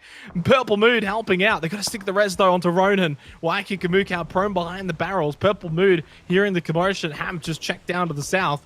Mickey's still alive. But the revive onto Ronan will be successful as Purple Mood just kind of shuffle their vehicles around. Ferox is still in. Do they get the feed up north for phase number 7? Yes, they certainly do. Well, Ferox from the future, Unicorn, Division X, all going to have to move into the circle. And for Purple Mood Edge, they're looking for back-to-back chicken dinners. And if they can get it, they'll be into the top 10. They get a great circle too. Waikiki Mukau just starting to push out. He's been out and about as the other 2 have been stuck inside of the shack, landing those tags so quickly on the boss sense. Doesn't get the knock, doesn't get the opportunity to push away. But at the very least, Mickey has been eliminated. Hydra Gaming are out. 6 teams left, 19 alive. Yeah, 19 alive, and we've still got a couple of full teams here. We've got the likes of From the Future still with that 4-man, and I believe Unicorn Cyber as well. So Unicorn Cyber could pick themselves up some much-needed points. They've got themselves the hut. They don't have the zone, but if they can choose their timing right and pick off Division X, they might be able to find themselves an avenue into the next circle. A win here for Purple Mood would most likely send them into 6, depending on how many kills they get as well. But it's certainly achievable, very easily achievable as well. And they're in a great spot to do it. Although I'm not sure exactly what the sightlines are for Ferox from that compound, how much they can really see, whether or not they can see much of Purple Mood. Of course, then we have to see what happens for Phase 8 as well. But it is looking good for the Thai team. Not looking good, though, for IQ 500. And I think Division X are very much done very shortly here. It's just a matter of what's the damage going to be done to Unicorn. Big name from Triple X. Mip and Zuzu does find the elimination as well on to Division X Gaming. And From the Future having a massive game here for the second match of the night. Fury have just shifted up into 2nd. Purple Mood into the top 10. And 10 kills as well for From the Future. Lucky 10. Rona knocked though by just moments. And this is where I think it's going to be hard for Fury. Pushing out of this shack with Purple Mood in the position they're in, I kind of expect Purple Mood and From the Future to sort of feed on Fury. Yeah, that's right. Fury are caught in between a little bit of a pincer now. And realistically, to move forwards, they need to get at least 1 or 2 knocks on both teams to have any sort of a chance. And Mip and Zuzu picks up Waikiki Mukau. So the res should come out. They still do have that hut. We have our next circle which just centralizes up. From the Future doesn't have too far to go. Ferox still in the zone, and likewise of Purple Mood. We're in with a nice knock and kill onto Triple X. So if Ferox starts third partying towards From the Future, this could be the sort of the timing that Fury needs to be able to push in towards the zone. And we just sort of got a glimpse as well as to what we could see from the position of Ferox. And really now with this phase 8 circle, and obviously then for phase 9, they can see everything around them. I'll put the Mozzie on them. They really should be winning from here, I think, Ferox. I think from the future, Purple Mood should be able to deal with Fury, but then from there, it's all down to Ferox to win from this position. They've got 4 kills as well. It's a pretty decent amount because they can very easily get another 4 to 6 kills towards the end here. And suddenly an 8 to 10 kill win is great for a team that's just been struggling as of recently, especially after what was a 29-point day on that day number 2. And as expected, really, and why we kind of kept harping on about it, that once Fury would come out of that shack, they would be entering a firing zone. Flood goes for a cheeky down from the blue, will be unsuccessful. Doesn't give over any kill points. Fury out in 4th. Job done, though. They do push up into 2nd. They reduce the gap to LG Divine by 5, so 35 down to 30. And as I said, into 2nd. So it's something, and it's a good bit of form. Well played from Fury. Gets their feet wet, heading over to Miramar. What a knock, though, from Rocky Jims on the Sweet Soul. They need to get this revive ASAP. Yeah, absolutely. And as we see from the future, and Purple Mood are holding that low ground, Sweet Soul up on that roof was a very strong position, but both teams seem to be focusing onto Ferox currently. Rain does get a knock in return back onto Just Moments. So from the future, might be looking to capitalize on this. We are in our phase 9 circle, so all teams will be forced in towards the center. And I don't think there's a sort of a clear pathway for any team here. There's not really much cover out on this hill. Couple of rocks, couple of trees. From the future are holding their vehicles to move in with as well. And Team Ferox looking to start get active now. Purple Moon, of course, they know what it takes to win. They were here just in the very last game, looking for back-to-back chicken dinners. From the future, looking to find their first win. Ferox looking to find their first win as well. The PCS3 APAC. Rain just in between 2 smokes. Tried to peek out, but he was the one that took the damage. Sweet Soul, though, stands up, finds the knockdown onto Gypsy Danger. 5 kills for Purple Mood. They might be able to feed a few more. What a nade onto Exicon. Oh, perfection from Boss Sense. And we're down to our 2 teams in a 3 versus 3. Purple Mood versus Ferox. Of course, Purple Mood out winner chicken dinners from round 13, the previous match. Ferox looking for their first chicken dinner. It's the first time, well, actually, no, Ferox came 2nd in 1 game, so I was going to say it's the first time in the top 2. They have made 2nd so far for PCS3 APAC. Will they be able to just go 1 step further this time and get the chicken dinner? They'd definitely be hoping for it. They haven't had the best of luck thus far, and this might be it for them. They're waiting for the circle to slowly close forwards, using all of their utility. Purple Mood don't seem to have anything, and Ferox has got this 1 rock, but if Just Moments gets the right split, he does, but Rain will pick him up in return. Sweet Soul gets taken down. Rocky Jims picks up Rain, so it's all left up to Bryn now in a 1v2. 10 health points to his life, to his name, and a flash in his face, so he won't be long for this world as Rocky Jims will pick that one up, but I'd say that's a pretty good result there for Ferox. Back-to-back chicken dinners for Purple Mood Esports. 9-kill win, and they shuffle up into the top 6. 86 points. They jump above Battle Arena Elites. They're only 10 points away from the top 5. This was a team that was 2nd last edge.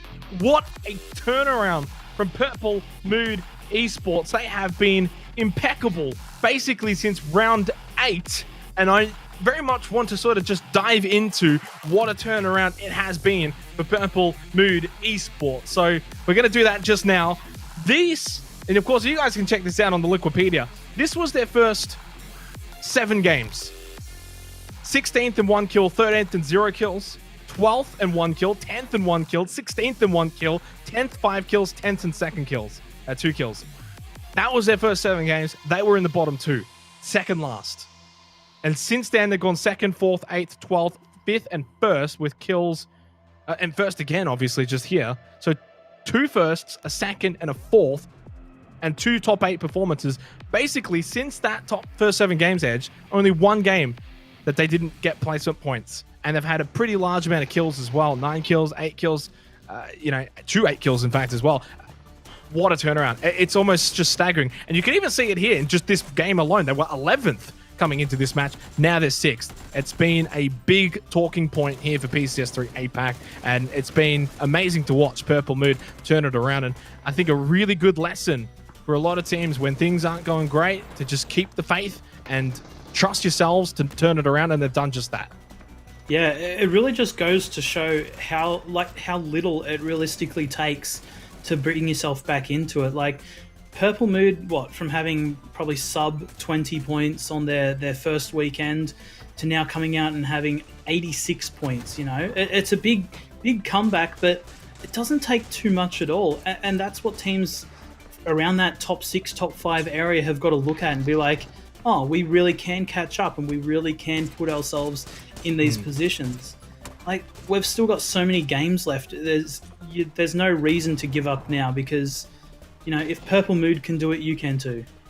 Yeah, exactly right. 2 wins in a row. The only team that was able to do that so far for PCS3 APAC was, of course, LG Divine. So in pretty elite company there, Purple Mood Esports, as they make a very late run for potentially maybe being maybe not a contender, but they're close to it. You look at a team like Battle Arena Elites, 83 points. They're now behind a team like Purple Mood. And the way that Purple Mood are playing, if they can keep this up to the very end, till match 24, they are a contender. It's as simple as that. The mathematics kind of suggest it, right? If we were to just look at them from round 8 to now round 14, they would be probably maybe even first. Like, that's how great it's been for them. Huge turnaround, 19 points this game. Massive as well from the future, 15 points, much needed 15 points as well. They're into 12th, and for Team Ferox, 12 points needed. We spoke about them, or at least I brought them up before this game and said they really need to get a wriggle on, because Unicorn, Cyber were coming. They were hunting them down.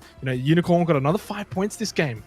If Ferox hadn't have had this 12-point game, it would have been single digits between last and second last, but Ferox do get a bit of a gap. Now it's at least out to 20 points behind, in front of Unicorn, and they're not too far behind Hydra Gaming and Day Trade. So there is a pathway for Ferox to get out of the bottom 2 now, at least maybe even by the end of tonight. Yeah, that's right. It's only 8 points away. It's definitely doable. They've shown that they can have these good games. They did get a little bit fed, but they really had to work for it. They didn't have themselves the best first circle or second circle, but then they found an opening where they could move forward into one of these high tier positions, and they just held it until the very end. So it's really well done from Ferox. They need a couple more to get themselves into these comfortable sort of positions, but with a little bit of hard work and a little bit of innovation, you can definitely do it.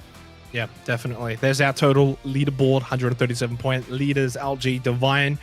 Fury, 30 points behind them. They did reduce it from 35, so at least in the right direction is always the best direction there for Fury. Miramar didn't really gain too much in the end from that match either. In fact, they only picked up the 3 kills to the 4 kills of LG Divine. So in fact, the gap even increased by +1 there for LG Divine versus Miramar. We head to Miramar. These 2 games, super important, Edge, because one thing that's on my mind now is the gap from first place LG Divine to teams like Battle Arena Elites, Cerberus, Magic. It's now out to like 50-something points. And the number of games that are remaining is starting to dwindle. So with these 2 games coming up, it's so imperative for teams like Bay just get back on that winning track. We're going to go to a break. When we come back, we switch over to Miramar, and quite a few teams need to pick up the pieces.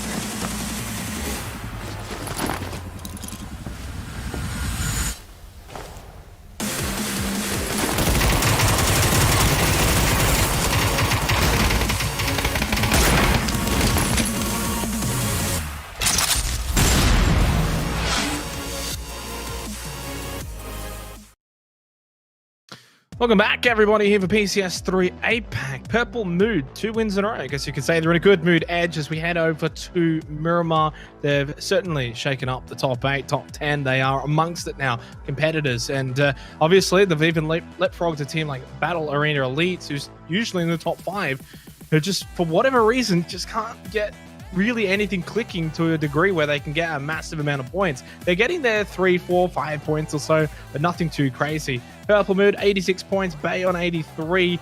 Both of them just a few 10, 13 points behind the likes of Division X and Sharper Esport. Of course, the top 3, though, it's still LG Divine, Fury, and Buram heading over to Miramar. So, as we do head over to Miramar, what's something that you kind of expect to potentially see differently here that maybe we didn't quite see on Erangel? I think one thing is Angel Alliance. I think that last Erangel game, I felt like they were going to have more of an impact than they really did. They managed to pick up 5 kills, but didn't get any placement points. I think here they're going to, again, come alive in Miramar. They've been playing incredibly well on it, and it's been like the main place they've been getting points from.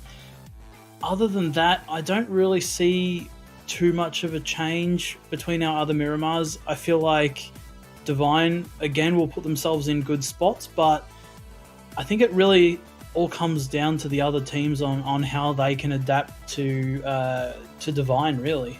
Yeah, I definitely agree with you there. I think Angel Alliance, we kind of expect things from them on Miramar, whereas Erangel is a bit of the unexpected. The damage from our previous match, no surprise to see Bryn Rain on top there for Ferox, considering they were in the circle for quite a while and had a really good position, and a position that was elevated. They could get lots of damage in. Hexagon from the future and Mip and Zuzu leading the way for them, and Purple Mood, of course, our winners, our back-to-back winners, just moments, who topped the damage in match 13 and then 4th in match 14. Just having a great night, really, I guess, on not only an individual level, but even as a team there for Purple Mood. It's really what all the rage has been about on Erangel, and I guess we'll see whether or not we're going to be able to see them translate now over to Miramar, for instance. Great games on Erangel. Now can they do it here on Miramar? If they can, that's 4 good games in a row, and potentially top 5 is calling them as we head into our 3rd match of the night. Erangel's done. We head over to Miramar. Match number 15. 10 games left for the entirety of PCS3 APAC. And again, a reminder for everyone at home, your pick'em challenges, you got to put them in after today. You got this game and you got the next game, and then that's it. Then you got to go off that leaderboard when you put your pick'ems in. Right now, LG Divine, very much a safe bet. No surprise. Fury, Buram are the main 2 contenders after that. But of course, still 2 games to go. Who knows? Maybe, Edge, this could be the 2 games that Fury and Buram reduce the gap to basically nothing. That's right. But for Fury, they haven't really had the best of Miramars. As we see, their top 5 for Miramar, 38 points. But whereas LG Divine, 73 points, that's a lot of points to catch up, and it's the same with Buram as well. Their Miramars really haven't been up to standard as of yet, but we know from the past that they can have those very, very big Miramar games. Yeah, another team that hasn't done so well on Miramar, that has been in the spotlight, Purple Mood, 14th, but only 14th position with only 18 points.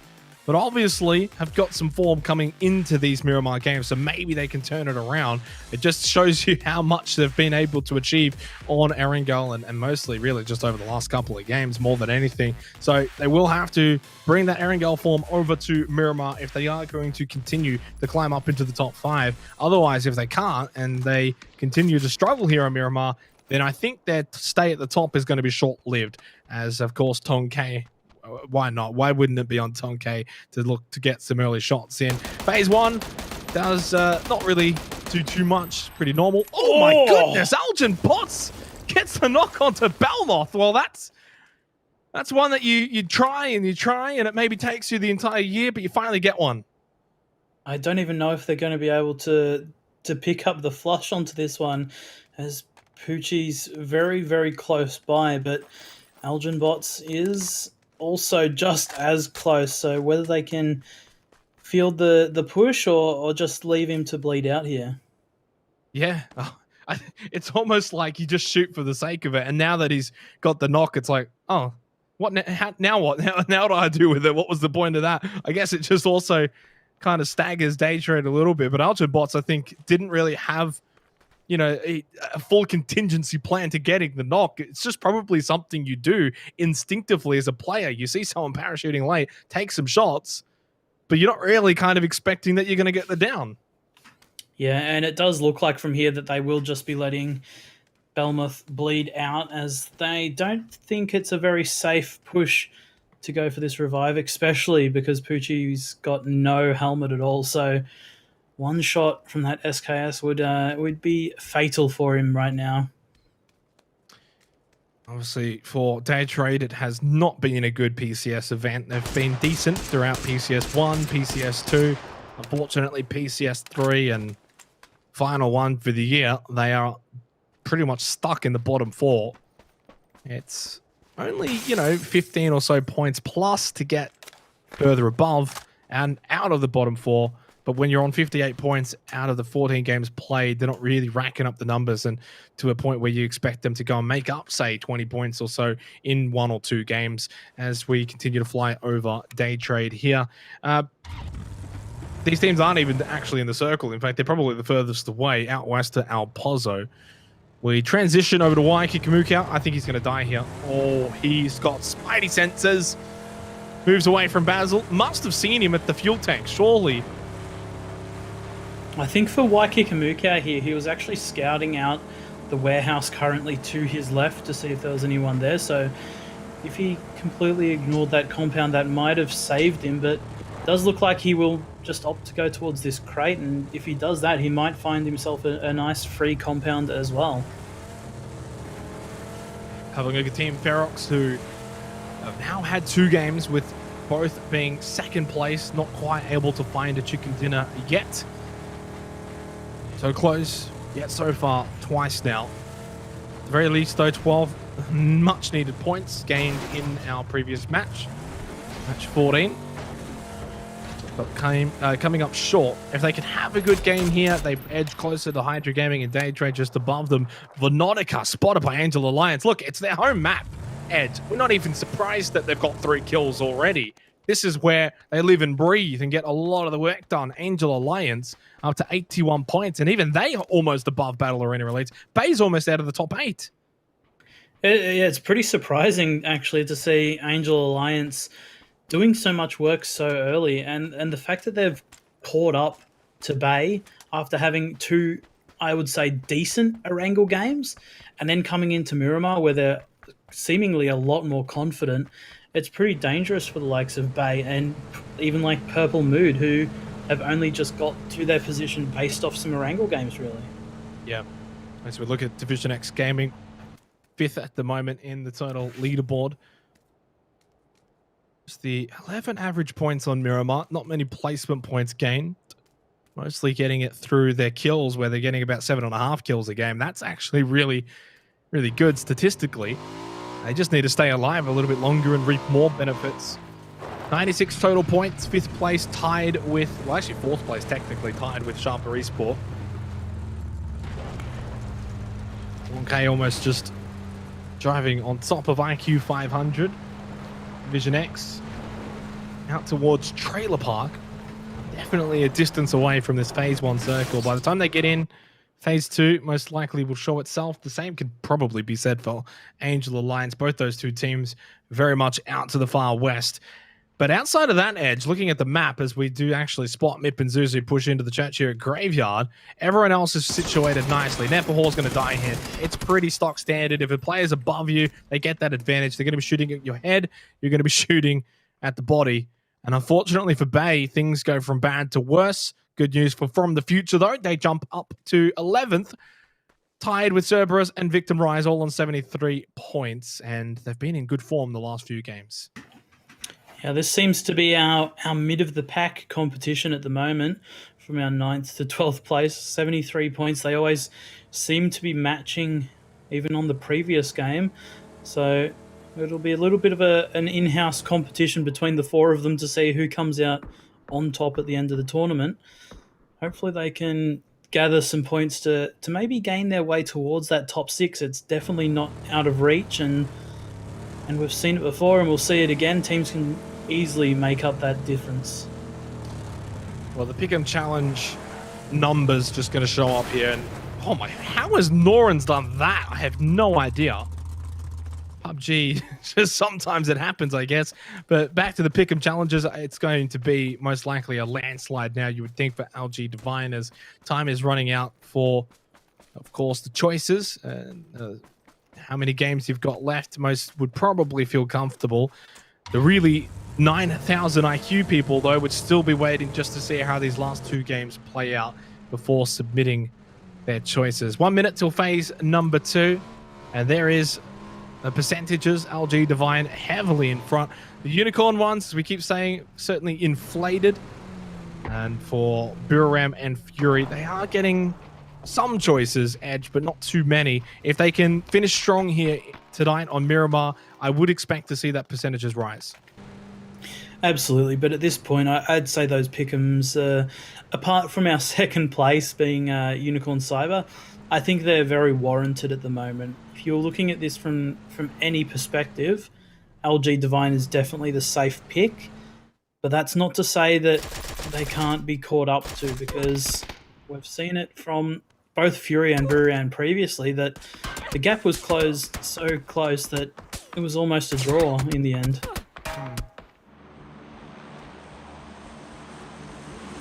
Reaching the 9 minute mark, that's going to be phase number 2, and that's going to be a hard shift out west on top of Picardo and Power Grid.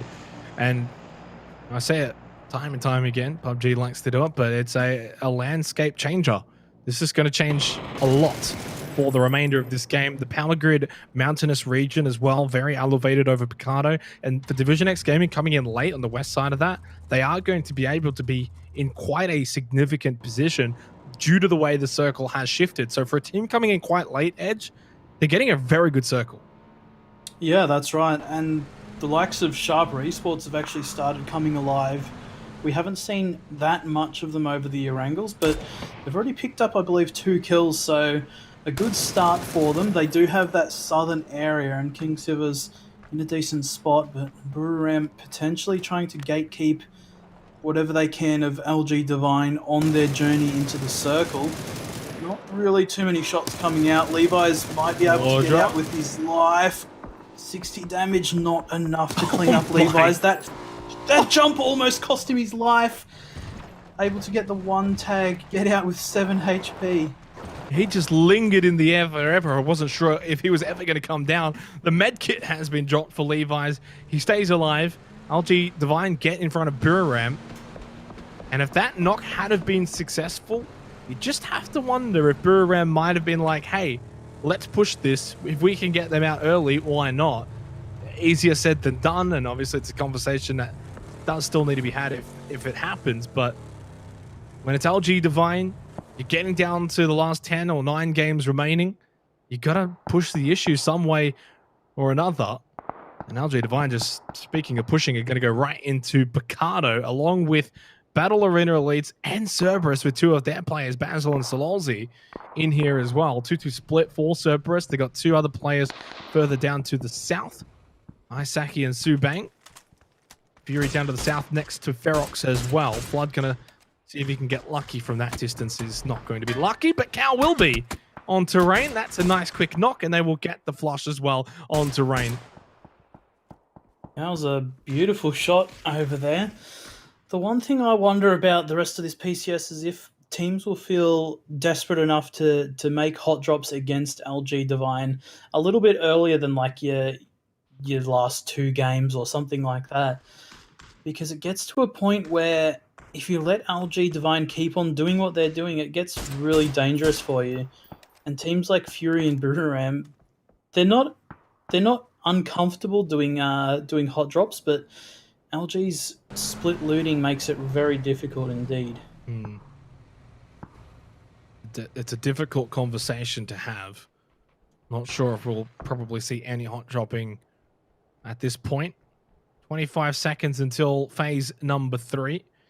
Angel Alliance pretty happy to just play the edge of circle out west. They've already picked up 3 kills I mean, in terms of early game, that's job done. Now they're just going to get to the mid game. They're going to probably hope, though, for another western shift because they're quite far out to the west, just to the southeast of Monte Nuevo. Vision X holding the mountains around Power Grid. Victim Rise with a great 2-2 split. Well, we go from west, now we go to east. Graveyard's still in from the future with a 2-2 split. They'll probably bring Gypsy Danger and Hexagon back over to Mip and Zuzu and Triple X. Obviously, for Buriram United, they can go to Edie's position. If Nordra, God Meow, and Canaxi get a wriggle on, they can get to a very decent compound. Or Edie might elect to go over to Nordra's position, south of Graveyard. For LG Divine, though, it's sort of back where we came from. Yeah, LG Divine, a little bit unlucky that they did rotate fully past this spot, but the bigger decision here is what Buriram does, because... Do they do the 2-2 split? I think it's a little bit too risky at this point, but they may not even get breached if they decide to do it. So the risk may outweigh the reward at the moment. From what I can see, it looks like that's the play. God Meow's going to go to Edie, and Axie will go to Nordra. 2-2 split. Both splits going to be on either side of that road. Fury at the warehouse down to the south side of this circle. I got to say, all things considered, not a bad circle for Fury here. Good position that they can hold at the warehouse. They can see a lot from here, and they can rotate out pretty easily depending on what Phase 4 brings them. Magic Esports haven't moved. Neither has Victim Rise. Division X have moved closer towards Power Grid, so that's sort of the high mountain terrain north of Picardo. You're going to have 4 teams. Hydra Gaming, Magic Esports, Victim Rise, and Division X all around that vicinity. And I don't sense any of those teams are going to want to send it down the hill onto the compound of Buriram. So Buriram should be pretty safe here with this 2-2 split. Flood finds a knock. I don't think he's going to find the elimination, though, onto Sololzi. Might be a little bit rough here for Haisaki to get in for that revive as Flood can see the head. Flood. Just he can't hit it. He needs to reload here. 1 bullet is all he needs, and he doesn't decide to go for it. I would imagine he could see the head. Sometimes, of course, there's the smoke glitch with the observing, but it looked as if he could see the head sticking out. Maximus has been knocked. Ferox getting involved outside of the circle against Sharper Esports. They're the ones being gatekept, but they're the ones who found the knock. They need to push either not onto the fight, but at least away from this vicinity, get into the circle as we shift over to Victim Rise and Division X over towards the South Power Grid region at the top of the hill, north of Picardo. Phase 3 ending in 30 seconds. Long K goes down to Long K's Molotov. Sometimes it do be like that. You run into your own molly, and it makes it very easy for Victim Rise to win this fight. Division X are just falling one by one like flies that have been attracted to a zapper, and Victim Rise are just zapping them. IQ 500 up close. Don't know if he can go for a revive, especially when Gemfalls has that nade, cycling it over to the AK, back to the nade. He's not sure what he wants to do. The flash goes out from Samoy as the smoke does dissipate. He can now finish off Long K and Neil. IQ 500 knocked by Gibberit, and Division X down to just 1 player left. A horrible affair. Gibberit trying to finish him off with the pan, does so in the end onto IQ 500. Missed it the first time, got it the second time, and Fergus is the last one alive for Division X. Yeah, definitely don't want to waste those bullets if you can avoid it. And knowing that Fergus is so far away, I don't think it has anything to do with the bullets. That is a beautiful nade, though, from Fergus in return onto Genfos, but he will get taken out quite quickly after by Simoy, so... Oh, my God. And I don't even think we've shown the circle yet, but it's another hard shift, this time out to the east again, right on top of Buriram. That 2-2 split has ended. They've grouped back up just southwest of Graveyard. LG Divine just barely in. Cow's found a decent position as well inside. Insight's not inside, though, as Sharper Esport have moved away from Ferox and south of Picardo over towards Fury. Insight's going to be so careful here. Could find really 3 or 4 with 1 nade at a time, considering how close Sharper are. That nade's going to fall short of the mark, and he is probably getting too close for comfort here. Wants to fall back over to the warehouse. Ronan and Flood getting pushed on by Angel Alliance. Flood's knocked by Haisaki over in Picardo. And Fury do have to be careful. There's a few teams surrounding them. Yeah, absolutely. And Angel Alliance is getting very, very close to Waikakamukau as well. So they have to be very careful and on their toes at every moment here. There's not a lot of space for teams to go into, and what Fury holds right now is probably one of the highest tier positions you can have, other than having the shanty town that Buram currently occupies. LG Divine has a little bit of a dip, but not too much to play with. As we see VTR rotating in, there's a bit of a mess going on right now in Picardo as every team's trying to get in, out, and around it. But it will sort of slow down a little bit while teams are making their moves. But they've only got a minute and 20. It's not like Picardo's inside the circle. These guys are going to have to leave. You know, Ferox, Sweet Soul, Monty just trying to run away up north of Picardo. Victor Rise now getting on their vehicles and getting a move on. Kamals is low. It won't take much to knock him out of that Murado. In fact, all three members of Victor Rise very, very low. I'm not sure where the fourth is. It's actually Chibarit who stayed in Picardo for now. He's going to be very late. Gemforce gets a bit of air. That time it might actually help out. 11 health for Gemforce and just goes for the risky first aid kit. Evil Patrick knocked and it continues to just boil over in Picardo. Bay going to be the beneficiaries though because they are not really moving. They were kind of more so on the edge of Picardo and they have eliminated the two members of Ferox, Sweet Soul and Monty. Ferox are out in 14th.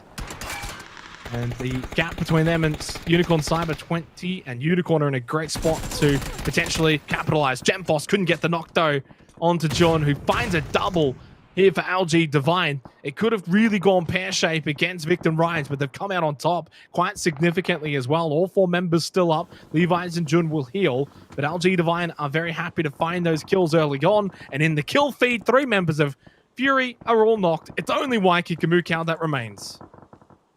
You're not a good game for Fury here, going out in that 12th position. Not the start they would have liked for. I believe they do get the bleed out onto Magnuson, so a point for their woes. But as we say that, Sharper getting pushed on now by Cerberus. Cerberus coming in with a vengeance. Basil gets one onto Kim Siva. Sololzi will pick up, or sorry, Hisaki picks up the remaining player.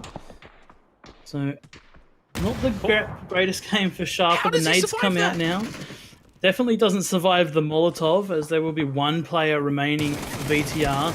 All of LG Divine starting to push on now. He gets one knock onto John, throws out the nade to try and get the flush. It might be good here, a little bit too far. John will survive. Probably get flushed out from above. JN going for the revive on very low HP though, so Camels could really be dangerous right now for LG Divine. He's got another nade, but I don't think he knows exactly how far. Oh, that might work. It bounces off the shack. It might actually work, and it does. It will finish off Jun because it bounced off the shack. Had it gone inside the shack, it wouldn't have done anything. JN's been knocked as well. There goes Kamals and Victor Rise out in 10th position. 20 minutes gone, and we're down to just 9 teams and 31 alive. And JN is just going to be left for dead because NAMC and Levi's need to find a better position inside of the circle. Well, Fury are out. They didn't gain too much. They did find a few kills actually from beyond the grave. I think 2 kills they got from bleed outs. JN actually is going to be saved by Levi's. So he isn't going to be left for dead just yet. NAMC did push forward. But LG Divine, anything from here is a bonus. They've already gone from 30 now to 31. So they have increased the gap onto Fury and will be able to do so as NAMC. What a nade from over that hill onto Jukesy, the second one to follow. It hasn't really been the night for Jukesy. Unfortunately, it hasn't really been the night at all for Battle Arena Elites either. And despite Sophia's great season so far, he just can't do it in that situation. 5 kills for LG Divine, and they further increase that lead in first place. Yeah, LG Divine looking absolutely monstrous right now. This is pretty clear why Miramar is really their home ground. They do lose Levi's to the teamwork of Imama and Valax. So still having the 2 players. They've got 5 kills to their name. They're in the placement points now. If they can stay alive for a little bit here, they might be able to pick up a little bit more. But J-End looks to be in no man's land as Umama's putting in a lot of shots in his direction. If LG Divine tries to go the opposite way, they come under threat from Purple Mood and Cerberus Esports.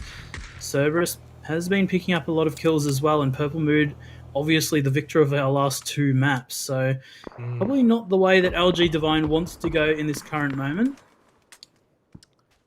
Can Purple Mood find 3 in a row? That's a question we kind of have to ask now. They've got a pretty decent stake down south in terms of position. Cerberus are close, and Cerberus do have all 4 players up. That's going to be a big test for them. But if they can deal with Cerberus, man, it's just open season, I think, for Purple Mood this game to potentially get 3 wins in a row. Rocky Jims will rock JN's world there with a knockdown. Los Santos, though, has been surprised by Basil.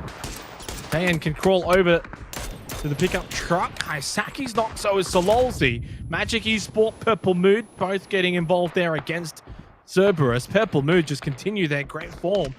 And if it does continue, they can potentially get into the top 5 at the conclusion of this match, looking to overtake Division X, maybe even Sharper Esport with a high kill win, as Namsi will just move on as a solo here on out for LG Divine. Yeah, sometimes the best option is to just send it, and that's what we see Namsi doing right now, driving through the center of the circle and actually breaching onto the Hydra Gaming guys. But Rabbit will pick that one up very quickly and keep them in it. They've only got 2 players remaining. Tonkay from Magic Gaming throwing the nades into the hut. This could be bad, but doesn't go into the doorway. They'll stay alive for now. Nice shots coming out from Tonkay. A nade in return. Tonkay trying to get out of the way of that. He'll lose a little bit of health, but he's still quite healthy. The rest of Magic Esports sitting back, just supporting at the moment, just popping shots wherever they can. Still got 7 teams left. We've got Hydra Gaming in the center, Purple Mood holding that southern position. I don't think they're supporting. I think they're just finding it difficult because Buriram just keep sort of lining them up. This time they've just had to really send it and move away from Buriram, who have now also turned their attention to From the Future. So this will buy time for Magic Esport, the other 3 members, to group up, get to Tonkay. Gypsy Danger definitely not going to get revived, not even close to Mipinzuzu and Triple X. Kanaxi will get the bleed out onto Gypsy Danger. This is a big game now for Buriram. They've got to capitalize. They have to. No ifs, ands, or buts. They're up to 109 from the starting point of 105. So they've got 4 alive. They can sweep the north side of the circle. They need to go find kills. It's at the point now. Oh, they all know. For best 1301 of Unicorn Cyber. We'll get the knock onto Triple X. Mipinzuzu should get the revive, though. Still has quite a few bullets left for that Orm. 3 kills for Buriram. Need to push out and look to get a big kill win here if they're going to reduce the gap to LG Divine. Yeah, that's right. They're definitely overtaking Fury this game, but it's whether they can gain enough points to put themselves in a little bit of a nicer spot to catch up to Divine. The nade comes out onto From the Future, and Eddie is good, but it's just not cooked enough. Mipinzuzu throws a nade in return. It might be on top of Edie's head here, and it is. Edie dodges it quickly. From the Future in between a rock and a hard place now. Unicorn Cyber holding them from above, and then Buriram directly in front. It's not looking good for From the Future in this position. It is a lot of utility, though, that Buriram are expending here. Now, also may have caught that Purple Mood Esport were eliminated, or not eliminated, they got 1 left, but I don't think they're going to get the win here. So 6th place will do for now, and they're obviously very close to Division X, only 6 points there, and 11 points behind Sharper Esport, and they do get at least a little bit of breathing room. It's still so close to the teams below them. You look towards like VTR, are only 12 points behind Purple Moon from 11th to 6th as Kanaxi finally gets one of the knockdowns. There's the second to follow. Quick double for Kanaxi, and that puts Buriram now up to 5 kills. They'll also over leap Fury. Well, they'll leap over Fury as they are 31 points behind LG Divine now. Yeah, the gap is slowly closing, but that's kind of been the story of both PCSs, is slowly getting points, and then LG Divine gets a little bit more. It's just the way the game generally works. Magic Esports in quite a nice spot right now. I think once the top of the hill gets taken out, Magic might be able to come alive and start clearing out the likes of Hydra Gaming in this hut. Actually, as we say that, God Meow picks up Rabbit in the hut. Magic, this is their go time. They know one's knocked. The flash comes out. Simon can't do anything. The jump shot from Tonkay will do a lot of damage, but Simon won't be able to get anything out of that as Imama will pick up the kill.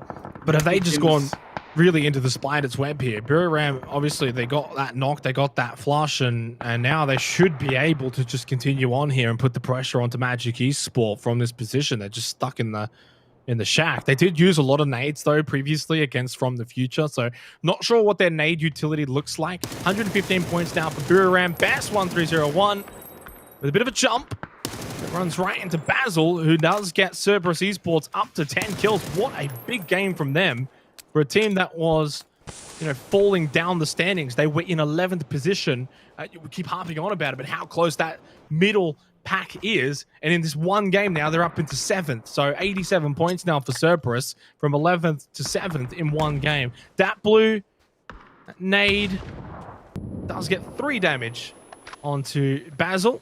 15 points away from Ferox. Unicorn have been able to get a few points as they will at least get a top 4 placing this match. Absolutely, and the likes of Unicorn, they've had a pretty decent game. They've only got 1 kill to show for it, but they've got themselves the placement points.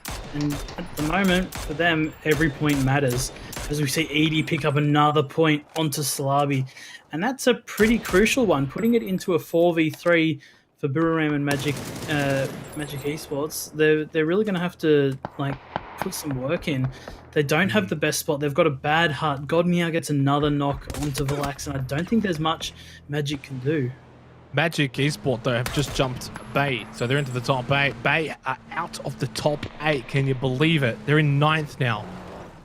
Unfortunately for Battle Arena Elites, tumbling from the top 4 down to 9th as Edie gets the knock onto Miramar. Well, I think this is imminent.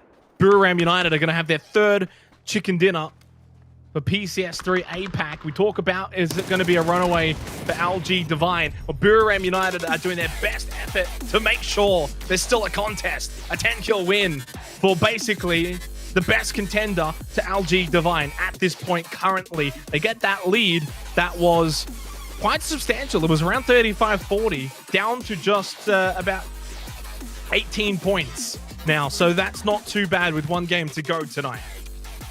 That's absolutely perfect for Buriram there. 18 points, you've still got 1 more match tonight. You know, if they can pull through and have another game like they just did, the points is negligible.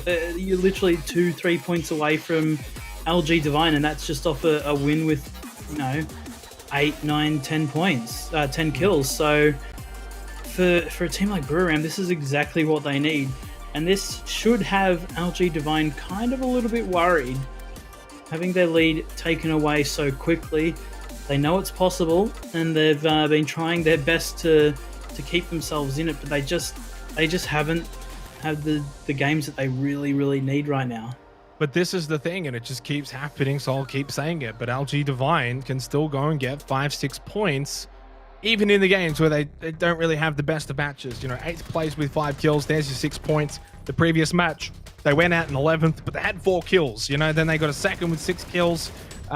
In the matches that they didn't get placement points, 2 kills, 5 kills, 3 kills. So they're always keeping that scoreboard ticking along so that when teams like Buriram do have a win every now and then, it's not quite as impactful. It's not like that 10-point lead then becomes nothing. It's more so the 35 or 40-point lead goes down for a bit, then it goes back up. Then it goes down for a bit, then it goes back up. And that's what we see a lot of. Magic Esports, great again here in this match, by the way, and they do leapfrog Battle Arena Elites into that 8th position, 2 points behind Cerberus, who also got back into the top 8. They had been missing for a little while tonight, but they're back in it, and it just goes to show how close that middle of the pack really is. And the middle of the pack is kind of extending almost both ways. Down to 12th, 74 points, up into 5th, 96 points. So from 5th to 12th, it's only like 20-something points edge, and that's basically like a win and 10 kills. Basically nothing, right? You look at a team like From the Future or Victim Rise, those 2 teams could potentially get a win in this final game, and then they could be sitting in 8th. That's how quick things can change for those teams in the middle of the pack.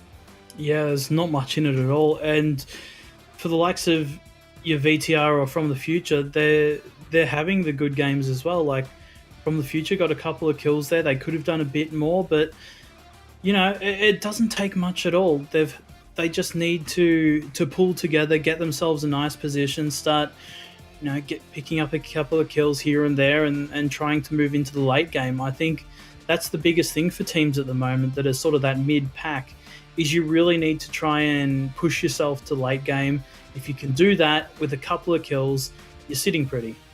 Certainly are. The match leaderboard from match number 15. We're into single digits now in terms of games remaining. 20 points for Miramar United and technically plus 14 on LG Divine since they did pick up 6 points. Cerberus with a monster 16-point game as well. Magic Esports with 13. So 3 of those teams really soaking up the majority of the points. Purple Mood, I mean, that's another really good game in a row for them. And they continue this trend. And I'm telling you, basically since round 8 onwards, they probably would either be first or second. I'm not going to do the math. It's going to take me too long, but they would be thereabouts. And that's just crazy to think about. They're on 93 points. They're only 3 points away from the top 5. They've been really the fairy tale, the Cinderella story tonight to watch. Magic Esport as well, doing really, really well. So a lot of those Thailand teams coming good all of a sudden towards the back end of PCS3. Yeah, that's right. I really would have liked to have Cerberus start off their night a bit better because they are one of those teams that we've been talking about a fair bit, saying that we do feel that they should be higher up in the leaderboards, but they just haven't had the games to match how we're feeling at the moment. But this one's a good showing, coming in with 16 was it 16 points? Something like that. And just putting up a really good show. They can do much more than they've been showing so far. 3 wins now for Miramar United. It's just slowly catching up to LG Divine, in fact. They've picked up 2 wins since LG Divine's last win, which was in round 7. LG Divine certainly going cold now in terms of chicken dinners. They're kind of due for one, but they had 5 early on. So really for the entirety, it's kind of like they're not really going to be due for a chicken dinner for the remainder of PCS3 because they got them all so early on. Fury, 33 points gap. I mean, it's not impossible. They've definitely got to have a good finish here. It hasn't been the best of nights for Fury. A 15th place, a 12th place. They did have a 4th place with 5 kills. So that wasn't too bad, but ultimately just not enough, really. And that gap has remained the same. And obviously after this game to come, there's only 8 remaining next weekend. Yeah, it's coming down to the wire now, and I say the teams are definitely starting to feel it. They know they need to pull out all the stops because you just let it slip, and it just takes nothing at all for a team to pull away, for a team to jump above you. Look how close it is. It's absolutely ridiculous. It's awesome, though, how close it really is. And certainly we've got a contest, though, between first and second. 1 game to go tonight. Don't go anywhere. We'll go to a short break. When we come back, we see whether or not Miramar can continue to gain and get rid of this gap against LG Divine.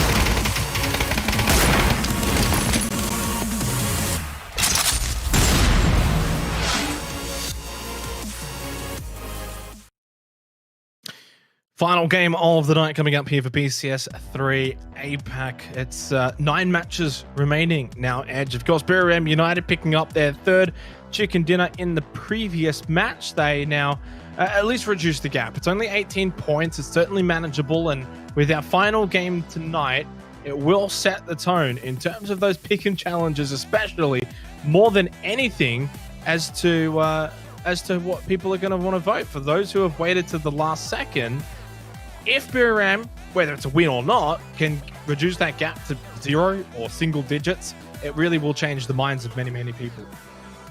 Yeah, it's getting a little bit dangerous now if you're an early LG Divine picker, and that's why it pays to wait it out as long as possible. Make sure your odds are the best they can possibly be, and that's what definitely shows at this point, and almost showed last stage. But yeah, it's a little less close at the moment than it was last time. I think the lead was much more blown out coming into the final games, but we're here to see what all the other teams can do and see if they can catch up to Miramar.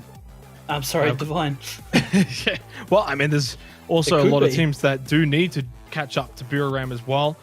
Fury being one of them, now 15 points behind Miramar. I mean, those two have been neck and neck for pretty much 2 weekends, and now all of a sudden there's a bit of a gap there.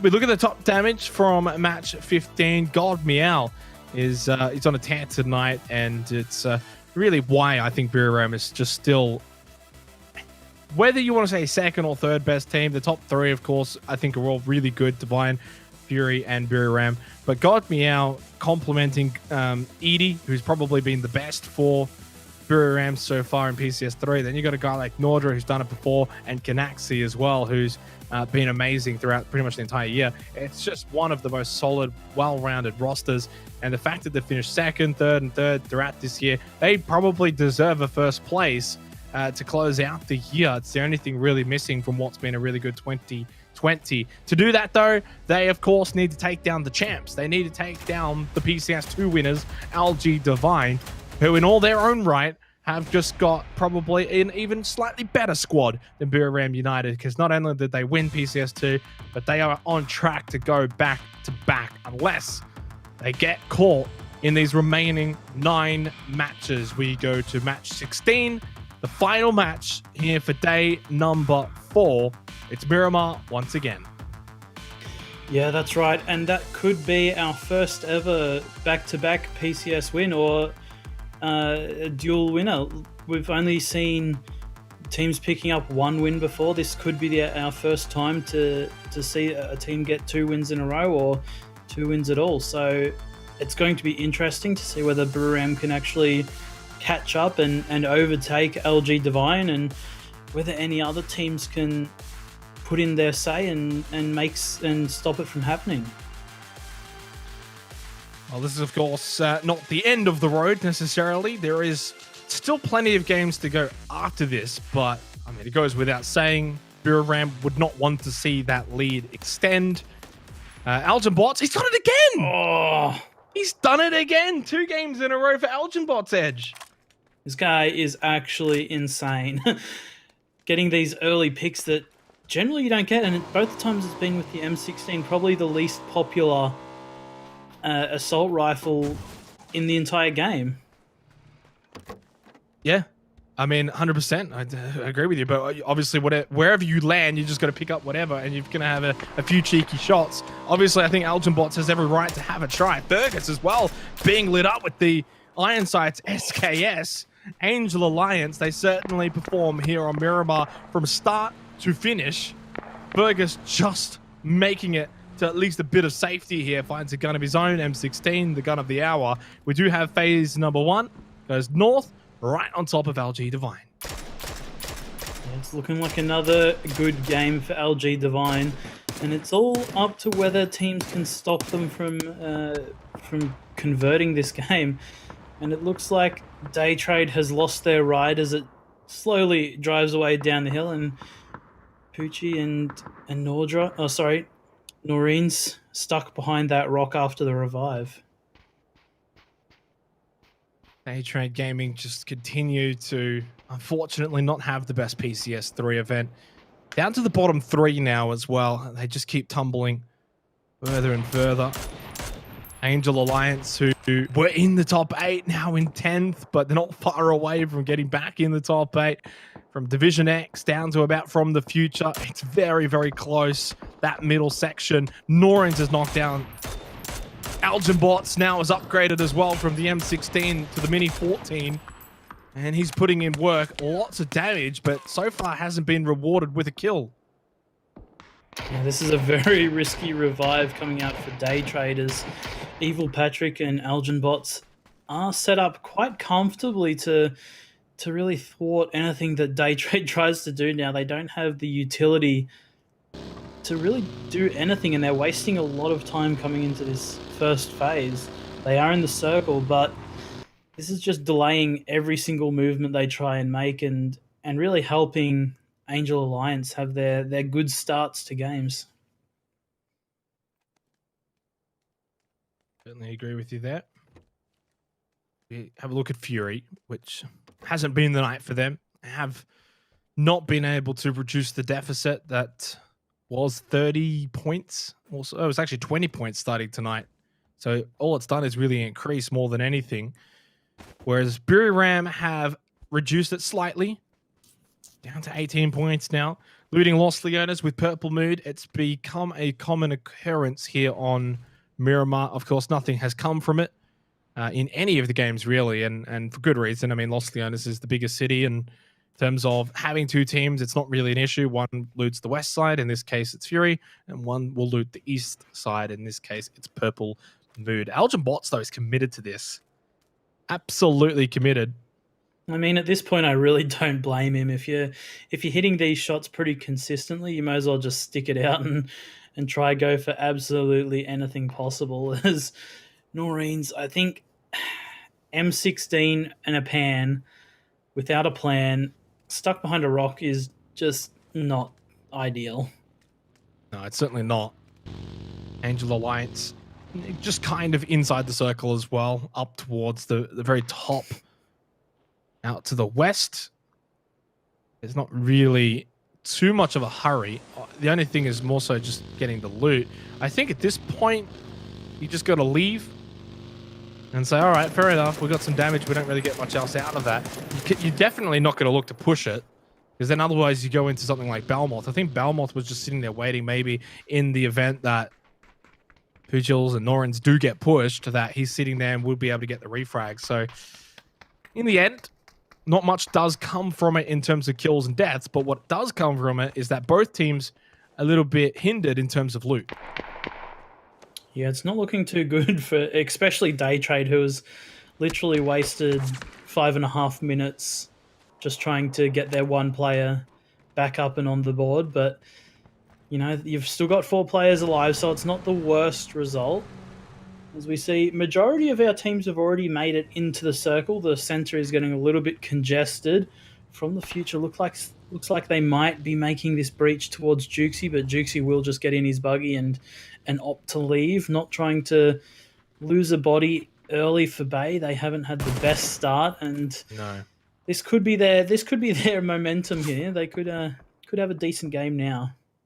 Bay needs to have a decent game now. Like they got no choice really at this point. The gap in terms of first is just humongous. It's 58 points with 8 games to play after this one. It needs to be reduced to below 50. But most importantly, you've got so many teams now around them that they're not even in the top 8 anymore. So hasn't quite been the best of nights, unfortunately, for Bay. We will actually be speaking to Loki's after this game, provided he wants to stick around. And we'll also be having a chat to Flood from Fury, get a few insights into how they've seen today's proceedings. Yeah, it'll be interesting to hear from Flood, because they haven't had the best of nights. I mean, all things considered, I think they've had a pretty poor night, only just scoring over 25 points from their 3 games, which is very, very unlike Fury. So it'll be nice to get an insight from him and see what they're looking to do for the following weekend and see how they're looking to improve. Sweet Soul, unfortunately, caught on the rotation. Monty and Bryn not really showing the best driving skills there. They do land the truck, though, in the end.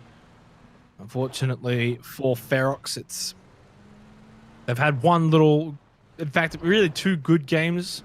Everything else has just been average or poor over the course of the entire season, that is, of course. Insight. Will he be able to find something here? Whether it's Dat Blue, whether it's Monty as well, isn't close there, by. the way. Okay, yeah, that's right.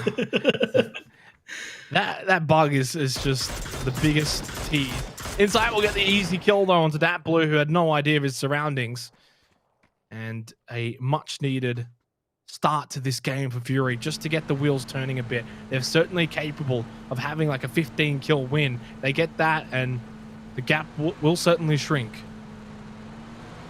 Yeah, every point matters, and especially for Fury, who obviously has plans and was hoping to come out the victors of this PCS3.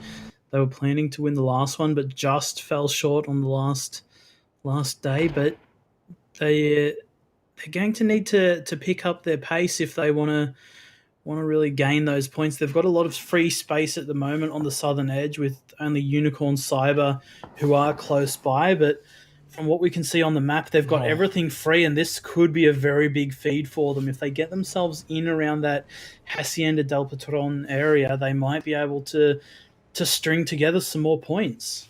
Yeah, that's a really, really important position to get towards. San Martin as well will be a safe haven for teams coming in quite late, send it into the city. You got the mountain as well, just to the west of San Martin, which is where Magic Esports are going to be playing. Great spot to hold for them. So they're going to be quite fortunate with this circle at the moment as it stands here for phase number 2. But for the likes of like LG Divine, Bay, Biram from the future, VTR, north of San Martin, I'm not sure how much they can really move from here. They've just sort of got to hope that for phase 3 it does shift a bit more in the northern direction. Absolutely. I think if you're the likes of LG Divine, here we go. Too worried, but this might be worrying after you start hearing the cars pull up as Gen does a little bit of stunt work. Okay. Yeah. Awesome.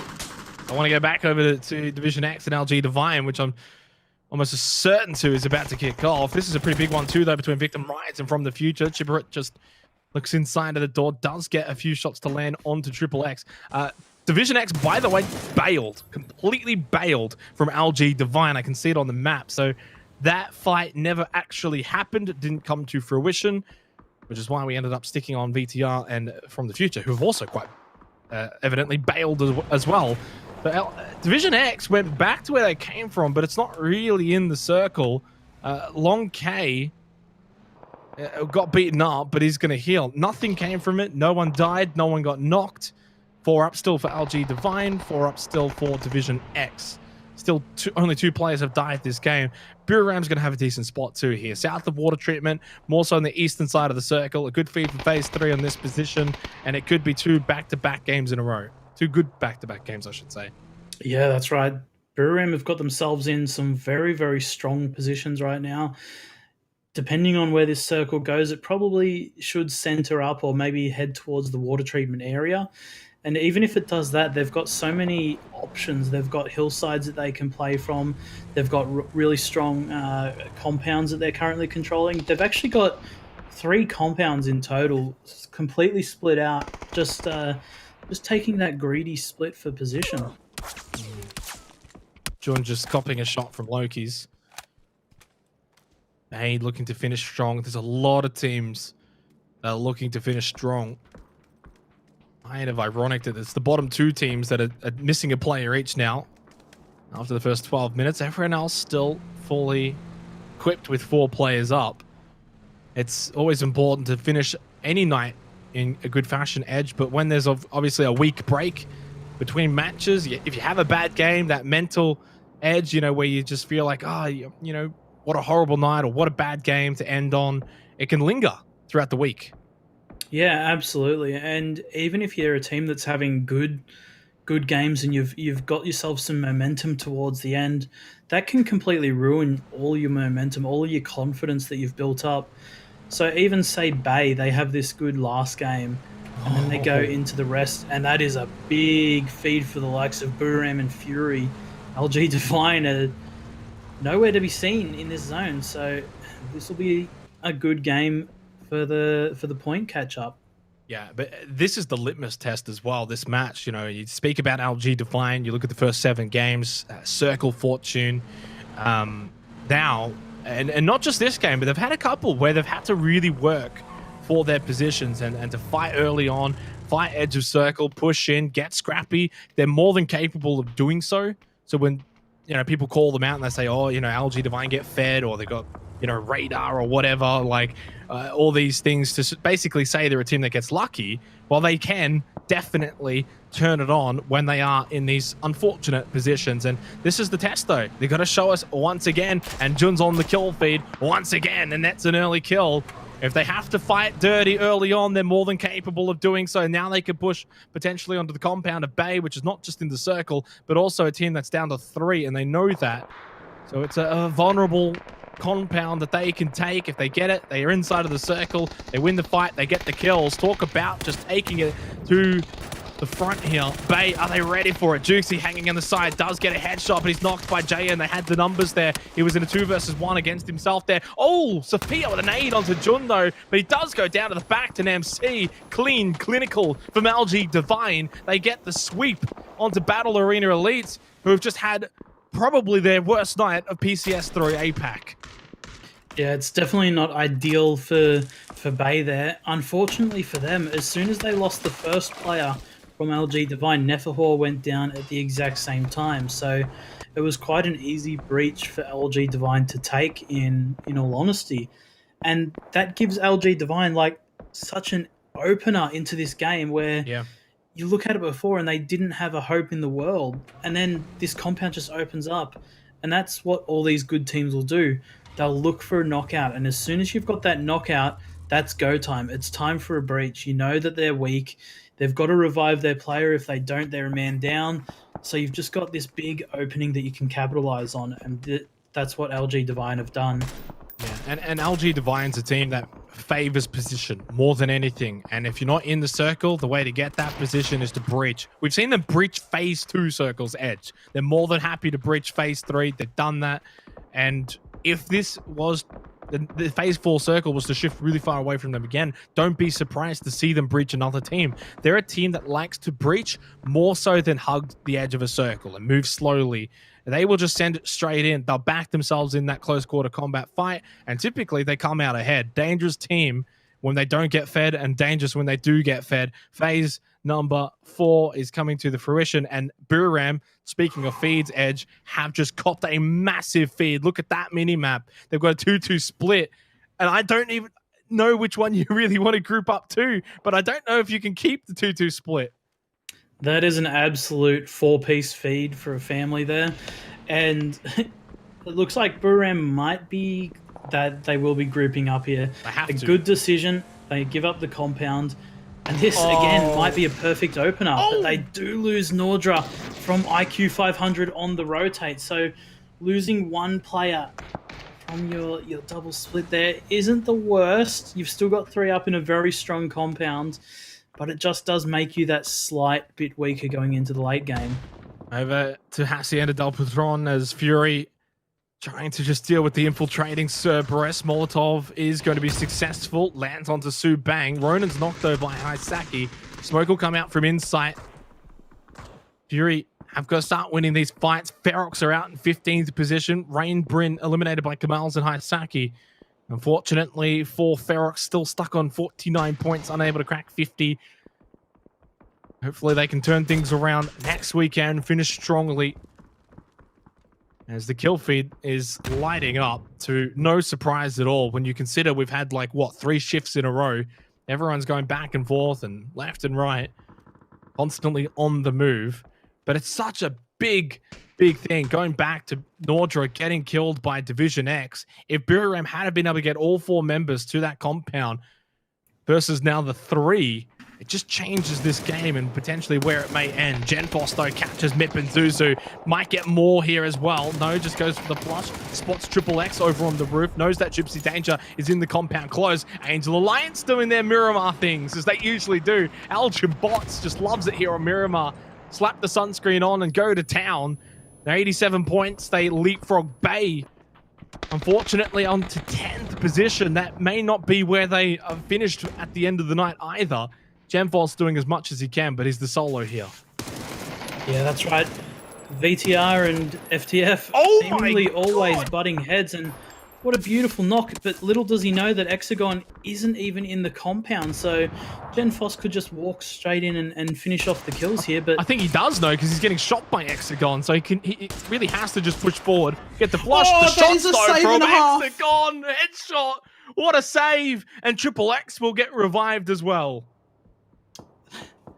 As long as he can get there quick enough, it does seem like he will be able to, but Evil Patrick is on the outskirts here. Slowsy, though, picking up the kill onto, or the knockout onto Mad Dog. Elgin Bots, the last one left in this position. The nades come out, will do a lot of damage, and will take down Elgin Bots. And as well, that Mirado just went absolutely flying. So it's all left up to the one or two players now for Angel Alliance. Yeah, two players, Evil Patrick and Nan, but they're split heavily. Nan's pushed over to Hacienda. Speaking of pushing, Fury going to push here on against Cerberus. Basil holding close. Flash goes out, then just ducks the other way, expecting the push. Unfortunately, though, it's all about timing, and the timing was against him there. Insight will catch his backside. That should be the second kill now for Fury, and it is. Basil's just been blown up by Subang. That's not ideal for Cerberus. And now Flood with the knock onto Haisaki. Fury just getting rolling here.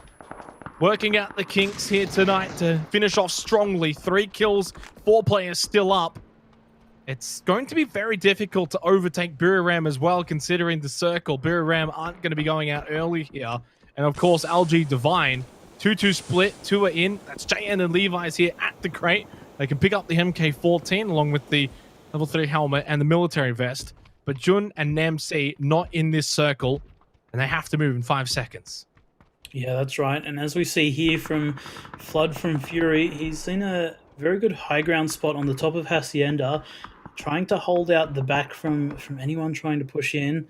The rest of the team has been called back because they have a pretty good feeling that there is a team pushing around. Sharper do have the lower ridges to play with, so not going to be too much of a threat right now, but could hinder Fury as they try and push out. And we also have Angel Alliance Nam in the background as well, trying to be a pest. Just judging by the teams that have been eliminated, by the way, I don't think much movement will take place for Magic, Esport, Bay, VTR, and from the future. The 9th, 10th, 11th, 12th should be very much locked in for tonight. Good news for Angel Alliance as well. They've done enough to get into the top 8 for the end of this weekend. So even if they do go out here, which they certainly will, they will finish in 8th spot. Nan, fortunately, is going to be mollied out of the guard tower. Fury have just got to make sure that Ronan doesn't get knocked there, because if he gets knocked and flushed, they will be very unhappy. Fortunately, they've got every angle covered. 4 kills for Fury. Angel Alliance did pick up quite a few kills to start the game. They will end in 8th position. 2 weekends gone, 1 to go. Looking good for the Philippines team. Day Trade will clean up Unicorn Cyber. So at least Ferox can rest easy. They're not going to be overtaken by Unicorn. Not just yet. No kills yet for Buriram, though. But they should get placement points pretty heftily. Yeah, that's right. Godmia does get knocked out here, but there shouldn't be able to be a flush come out as LG Divine starts to put the pressure onto Purple Mood. Starting off with that knock, and Nade comes in return, and Longk will get a knockout onto NamC. So trades coming out left, right, and center right now, and nothing to be sort of happening. But Division X with this circle needs to push out onto LG Divine. Fergus is starting to push right now, getting up close. LG Divine might get pincered in between both Purple Mood and Division X. Yeah, if we go down to the south there, I think LG Divine are going to get pincered. They almost have to just push forward onto Purple Mood, try and get that wipe very early. Fury, they're rolling. They've got 4 kills. They're going to need to sweep the south side here. So hopefully for them, their gunplay is perfect, because if they can just wipe out the teams down south, gives them a good avenue potentially of finding maybe a win, and a high kill win at one at that. Jun with the knock on the boss end, but they did get traded. Namc went down. There's a second one as well, but Los Santos is also going to be knocked. There's only one up for Purple Mood. This has gone horribly wrong for them. It's only just moments that's left. LG Divine, of course, wounded, heavily wounded. The Pincer, too strong. They are going to be eliminated just prior to the placement points, and that's going to be good news for Buriram and for Fury, especially considering that both of those two teams, 3 and 4 players alive respectively. Division X as well, leapfrogging Sharper Esports into the top 4. And look at that, 2nd, 3rd, 4th, 5th, 6th, and 7th, all still alive, to just keep the pressure onto LG Divine, who didn't really gain much this game. In fact, only the 4 points. It's still points, but it's only 4. That's right. And this is kind of worst case scenario for LG Divine, having all these teams in. But for the likes of Fury, it might be a little bit of a rough end game here, as they've got not much to play for. They've got to make this push towards Hydra. They have Buram in the center of the circle that will be potentially trying to hold them out. So all this utility is going to be used on their journey towards this little single building that they absolutely must take now. Yeah, and if they can win this quickly and comfortably against Hydra Gaming, there's a lot of supplies that they can pick up, because Hydra haven't really been in too many fights. They've only got the 1 kill. They're all stuck in that little building, but they do have 4 alive. I don't know what the nade utility numbers are like for Fury, but I would suspect if they had a strong amount of nades, they would have just ran over and started bombarding that little building. That building's in, by the way, so it is a very, very good building to try and take for Fury's sake. Simon has started to move for Hydra, so he's pushed back. Just moments just underneath this Murado. 20 seconds until phase 7. Buriram haven't really pushed out yet, looking to find kills. Fury waiting until the last seconds. They're in. That current position is in the circle, but for how much longer is the question? Yeah, they're going to need to make that push towards Hydra Gaming, whether they get a knock, whether they get a nade in the window, or absolutely anything here. It's their next goal, and it looks like they're starting to make that move for it, as they are all pushing very close. Insight up on the doorstep. The Molotov comes out from flat. It's going to be a good Molotov. There's no room for movement in this building. They're looking to get on top of couches, on top of chairs, absolutely anything they can possible. And they're actually pushing Mickey back out of the building as well. Flashes Mickey's coming nowhere out. near this building. Mickey and Simon are in the center of the zone, so it's only the 2 here for Hydra Gaming. They sent 2 away to get better position, and I think it's maybe going to backfire here. Now, Just Moments was eliminated. 8th place for Purple Mood. 95 points, tied with Cerberus at the moment. Oh, sorry, 7th place technically. Rapid's going to get revived here, but I don't know. Oh no, who threw that one? I think that might have been Insight there, but I think the decision from Hydra Gaming here is absolutely perfect. They couldn't have all 4 people stacked up in this building. It's just too much of a death trap, as we see Waikiki Mukau solo push in and take down both Rabbit and Tuan. So perfect push from Fury. They've got a position in the zone. They're getting peppered from everywhere, and Sixax has actually picked up Simon T in the middle of the map. So Hydra Gaming's all down to 1 player now. Yeah, just Mickey that's left. The compound that Fury have just pushed into, by the way, still inside of the circle, but right on the very edge. 8 kills for Division X. They continue to climb and try and push away from Sharper Esports, who still have 6 sacks alive. Subang up close with the Groza, has no health left here. 2 up for Cerberus. Fergus pushes out from the smoke, gets the knock, gets the elimination, but Cow getting involved as well with the knock on the Belmont. It's finished off by Ronan. Another kill for Fury. They've got 8. They are making things happen here for the final game of the night, the final game of the weekend, as Cerberus are out in 6. We're down to the final 5 teams. Fury have also reduced the gap to just 8 against Buriram as well. 26 points is now the gap for them against LG Divine. A massive final game. Can they capitalize, though, and go all the way and get the win from this position? It's going to be tough. It absolutely will be. They've got a couple of hay bales and whatnot to play in the field, but unless they've got a heap of utility on the people that they've killed in that building, I really don't see how likely it is them getting out, especially with Division X now just targeting them, stuck inside that building.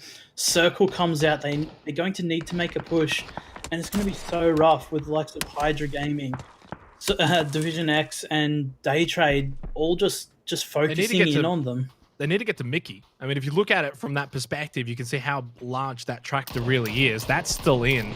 If you can get to that position, you can kind of play around that. You can keep the sightlines of Biram at bay, obviously, which is why Mickey's still alive. I don't think they're going to get all 4 to that position. You can see the smoke trail. But even if they get 2 to that tractor, they can still be a threat to win this game. Mickey obviously is kind of expecting some company very, very soon. Division X also looking to push, put the pressure, not allow such an easy spot. The thing is, Fury may not be aware that Mickey is here, but Fury, Insight just goes prone, spots him immediately. If they didn't know, they definitely knew this time. They probably did know from earlier. Taking some shots from the building. Flood is going to be eliminated by Fergus. What a Molotov, though. Division X, surely from here, should be able to deal with Fury. It's been a good final game, but I don't think that chicken dinner is going to be theirs. Insight stays alive. First aid kit is off, and he's the solo that's left now, as Division X have done wonders here from the north side of the circle. Yeah, it's not looking very good for Insight here, as he is getting peppered from behind by IQ 500. He has actually got another placement point, as the last remaining player from Day Trade has been taken out, as Insight's Yoga is really paying off at the moment. We're left down to our 2nd, 3rd, and 4th team on the leaderboard, so these points make it very, very scary for LG Divine. And look at how close Booram is right now. Well, even Division X, right? It's only a 32-point gap for Division X. They're certainly in the conversation now. They've entered the fray. This is not just the top 3 race anymore. Division X rightfully are now obviously in the conversation here, regardless of what happens from here. 14 kills. They have just been on a tear. Obviously, they actually went out in second last in the previous game with no kills. They had a 15-kill win at the end of last night. Potentially maybe something similar to that. The biggest downside, I think, in this game is the fact that Buriram haven't really found kills. Insight, though, at the red track. Tructor will get Fergus. Division X might just go out here in 3rd. They do. Oh, between Insight and Buriram, they've been pincered. Insight then dies immediately, and Buriram get a 3-kill win. What a whopping game from Buriram. They couldn't stop getting kills. That is an absolute ripper from our 2nd to 4th teams. They're absolutely brilliant to bring back those points there. Fury did everything they needed to get some points. They got those placement points as well. And Buriram just sat still and took the feed as it came and got themselves yet another chicken dinner. I've got to say, for those who weren't, I was obviously being sarcastic. I think 3-kill win at PCS3 APAC definitely is the lowest that we've had. Either way, what a play from Insight. It needs to be spoken about for good reasons, because he was able to be patient, went prone, understood his position was safe, and got up, understood that he still needed to have an impact. We saw him throw out those stun grenades as well. He wasn't just going to allow Division X to just move around. He made sure he stayed involved, and that's why he got Fury 2nd place and a couple of extra kills as well. I think by the end of it, Fury had about 16 points. In saying that, I think Division X actually got the most points from that particular game because they had so many kills. 14 kills and 3rd place. Fury with 10 kills in 2nd place. Buriram with the win and 3 kills. Really, worst case scenario in the end for LG Divine. We'll get to the leaderboard later. We get to the start of it, though. For LG Divine, they did show us why they're probably still the best team in this region. Whether they get fed or they're going to push in, they are more than happy to breach, and they won that successfully against Bay.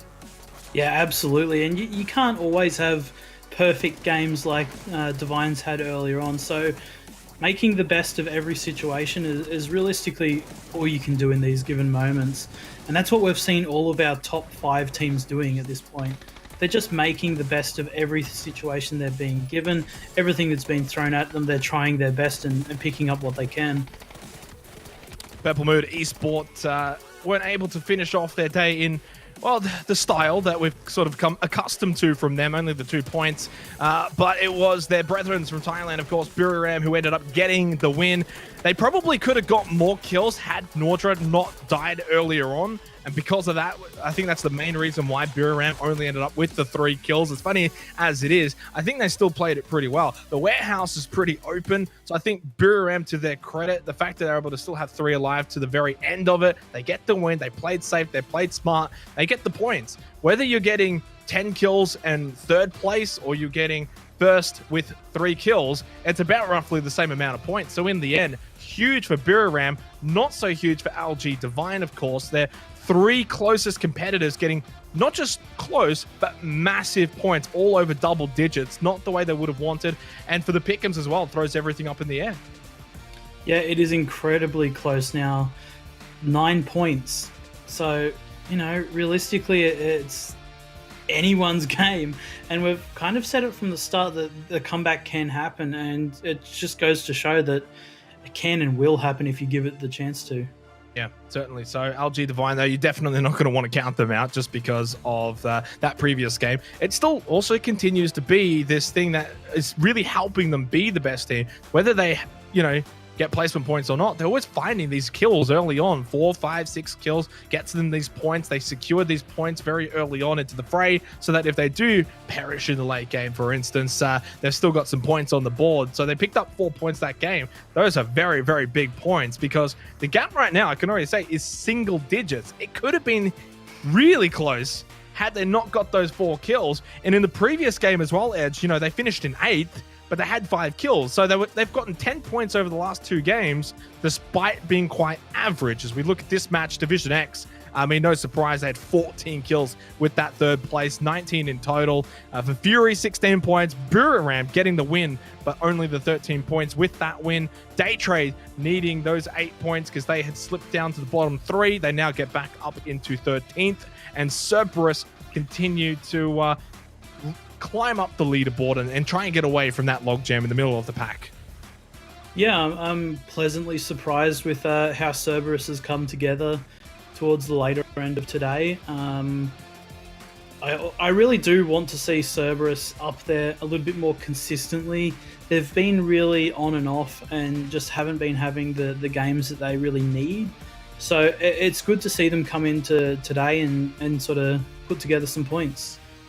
Yeah, definitely agree with you there. And of course, next weekend, 8 games remaining, right? So as we get down to sort of the busy end of the section, it's really never been closer because, as we kind of remember, you know, LG Divine won 5 of 7 games to kickstart the campaign. So the gap has always been there, and now the gap's kind of, you know, not really there, at least between 1st and 2nd. Still a gap, though, from 1st to 3rd. It's 21 points. Well, I'll just spoil it there now, actually, as the total leaderboard does show itself. But to Buriram United's credit, of course, 4 wins. They're actually catching up to the amount of wins that LG Divine have had. They've made it a 2-horse race in terms of being really close, right? So it's 9 points now, single digits. There's nothing in it. 1 game, and not even a massive game, can change the 1st and 2nd place position. Obviously for Fury, 21 points. That's still big though, because Fury were about 35 points behind LG Divine with 2 games to go, and they've at least actually brought it down to 21 points with 8 games left. That's not that bad. And for Division X Gaming, the position they're in now, Edge, off the back of tonight, is kind of where Fury and Buriram have been over the last 4 games, around 30 points or so behind LG Divine. So with 8 games to go, they're now in the race as well. Yeah, absolutely. But you can't really count out the likes of Sharper Esport because they've been up there, they've been having good games. Maybe their Miramar hasn't been the best, but they've shown us over this event that they do still have the form and they can definitely bring it to the rest of the team. So I'm looking forward to the rest of the games because it's definitely going to be spicy. Yeah, obviously, with 8 games to go, the pressure might actually mount as well onto LG Divine now because they've got to get the job done in this sort of pressure cooker environment. And we saw it in PCS2 where it didn't really go well for them. They weren't able to really gain much separation to Fury. They sort of just held on, and Fury weren't the ones that were able to punish them with 1-2 games to go, for instance. So for LG Divine, the gap is not 70 points, which I would love to know what the gap was with 8 games to go. But if I remember, I'm pretty sure it was around the 40s. Like, it was still pretty high, whereas now it's single digits to at least Buriram United. So it's not going to be an easy run over the last 8 games. They definitely need to get off to a good start next weekend. Otherwise, I could see LG Divine being overtaken. Regardless, we've got 2 sets of interviews tonight. First one is going to be the cutest player in OCE, Flood from Fury, who finished off, of course, the night in great fashion. Good way to end the night. Good way to at least end the weekend. 21 points. That's the gap. Flood, certainly with 8 games to go, very much manageable, and you guys should be pretty content, I would think. Yeah, I think we actually aren't that happy with tonight. We made a lot of like really simple, small mistakes that kind of cost us. Like I feel like we could have easily had twice the amount of points we did have tonight. But it's always good to go to sleep after a good game. 16 points is pretty solid. Absolutely. Now, you started off the day pretty rough. What would you say the main issues were around the early stages? I think it's a bit of unlucky timing because I think and a bit of poor communication. I think in the first Erangel game, I think Ren and I spotted Sophia and Bay driving towards Cow, but they silent breached all the way down the hill. So Cow had no idea, but I think that's just a small communication error, and it's just like those really small errors that we're making because we're a new team still. Like this is the first big event I've played with the boys, first roster change I've made in two and a bit years or 2 years. So we're still just like ironing out those really small things, which just come with time, but we're really improving at a rapid pace, which is good to see. Mate, you've played quite a few games now, I guess, with Fury, not just in APAC, but other events as well. What's probably been, I guess, the biggest difference between this roster and your previous roster, which was Bay, obviously, in PCS3 APAC? What's sort of stood out the most to you? I think Fury is a lot more aggressive and position focused. Like a lot of the fights that we take are usually for a cause. Like we're usually trying to take a fight to get a good position in future zones or set ourselves up to have like a good edge to control.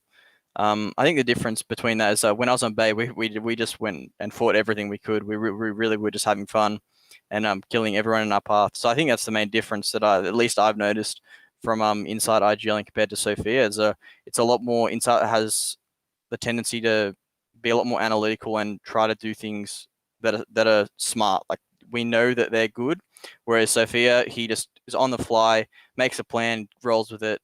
Whatever happens. So like they both work. It's just a little bit of a different style. He's a great IGL insight, and he was a good little fragger there at the end there too. The clutch 2 kills to get second place. Last one before I let you go though, where are you guys going to be at the end of next weekend? Well, we do have a win this time, and the only thing that stopped the boys from winning the last event was having a chicken dinner. So we got a chicken dinner. It's a winner chicken dinner, so I guess we're going to win the whole tournament now since we have one chicken dinner. Love the confidence. Best of luck next weekend with your final 8 matches. Good luck. Thank you, Xenox. Thanks, Edge. Look, the dynamics, I guess, between the 2 teams, Bay and Fury, unfortunately for Bay, I think they're missing Flood quite heavily now. Obviously, they've dropped down, but Flood, I think, is obviously slotted in nicely for Fury. They've pretty much continued right where they left off for PCS2. And the only thing I was a little surprised is that they were unhappy with tonight. I mean, it wasn't a great night. It wasn't like the best night ever, but the margin against LG Divine didn't really increase. They had a good finish to the night. I guess it was a case of they could have got more, and that's disappointing. Yeah, I think there was, you look at it, I think there was a lot of evenly spread points where normally you'd probably be used to seeing teams getting 50, 60 plus points a night up on the high end. So having that spread, even when you're having like below average games, it doesn't seem so bad. But for the likes of Fury and the other top teams, it could be definitely considered as a bad night. Coming up very shortly will be our second interview. Loki's from Bay, Battle Arena Elites. They've dropped down to 10th position edge. It's been a nightmare run, really, so far tonight. Not the best weekend after a good start, really, where, the first weekend, they kind of picked up where they left off from PCS2, a top 5 team. Juxi has been really, really good for them as well. They haven't really looked out of place, but this weekend just didn't quite click for them.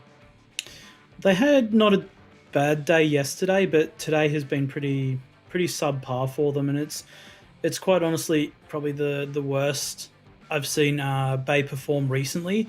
I know they're a lot better than they're performing tonight, but they're the kind of team that I do feel like they'll bounce back and put some points on the board.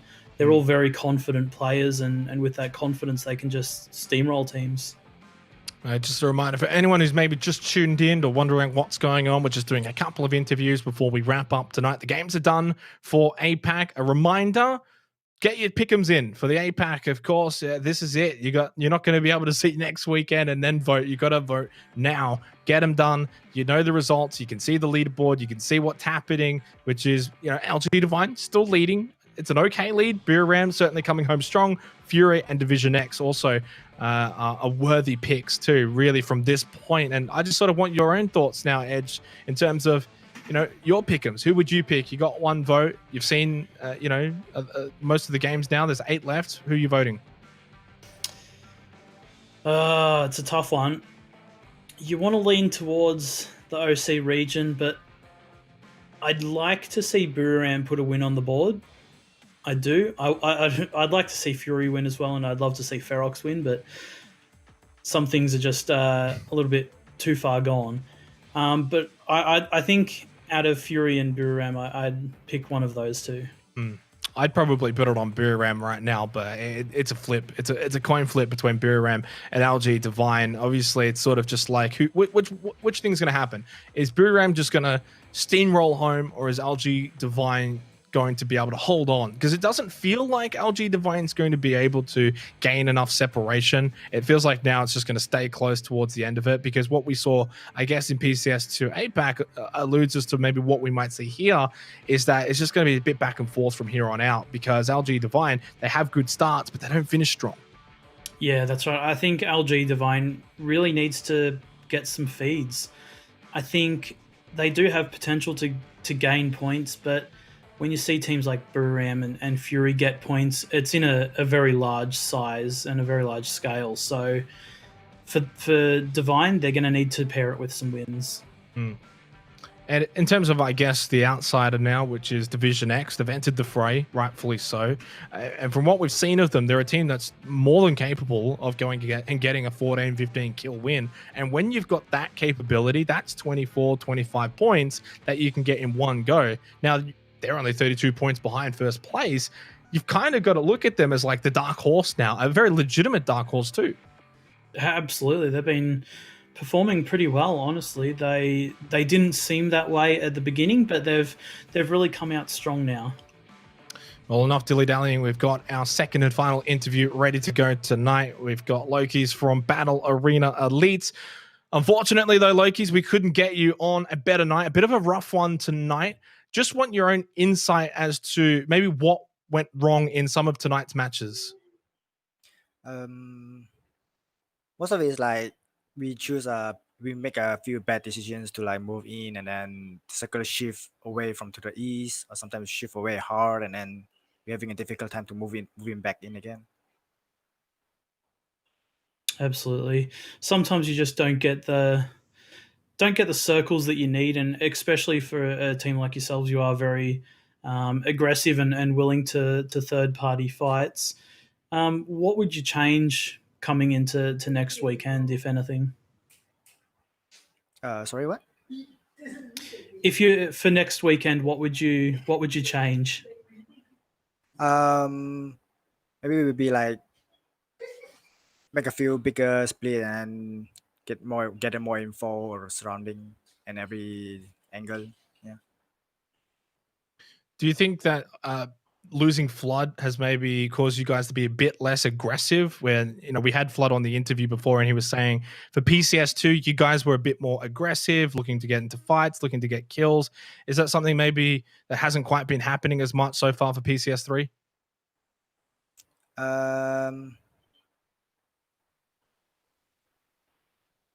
Not really, actually. I mean, Juxi is like quite a good shooter, and he's quite good, active and talking and communicating. He's better than the last member. He's not quite different. It's just that a team player, like a bit bad decisions. That's all. Yeah. Final one before I let you go, though. Obviously, you've still got one more weekend. You've still got 8 games, plenty of games. You're not that far behind. From an internal point of view, though, what's the goal from here? First place might be a little bit too far. Is it like top 5? That's the goal? Yeah, top 5 still is the goal, but I mean, point is not that big, and we might be able to get top 2 or top 3 as well. Yeah. That's certainly the right attitude to have. Best of luck next weekend, mate. Yeah, good luck. Yep, thank you. Well, sometimes you do have to shift, I guess, the goalpost's edge. Sometimes first it does get out of reach. Look, it could happen. It's 62 points. They would have to go nuclear. But in terms of top 5, as he said, it's actually not that far. It's only 18 points from 5th place Sharper Esports. So that's really not that much. They're a team that's certainly capable of having big games, big wins. I think, he said it perfectly. Jukesy's been a really good pickup. I think that more than anything, it hasn't been individual for Bay. I think it's just been more the team dynamics hasn't quite worked. So far in some of the matches, they haven't quite found any luck either. I mean, how many times have we sort of seen them get fed? So, look, one kind of not the greatest night. Every other night's been okay. I think they bring their best, and they probably do get that 5th spot next weekend. What do you think? Yeah, absolutely. I mean, PCS2, we saw it firsthand. They came in with like something ridiculous after having really poor performance, something like a high 20-point game. So they've definitely got the potential. 60 points goes away really quick after you have a 20, 30-point game. So anything's possible, and I think they've definitely got talent to be able to do it. Well, certainly so. That's going to be us done tonight, though, here for PCS3 APAC. Day 4 done. Second weekend done. There's only one weekend to go. 8 games to go. And it has never been this close in the APAC region. 9 points separating first and second. We will return next Saturday. You do not want to miss the final 8 games.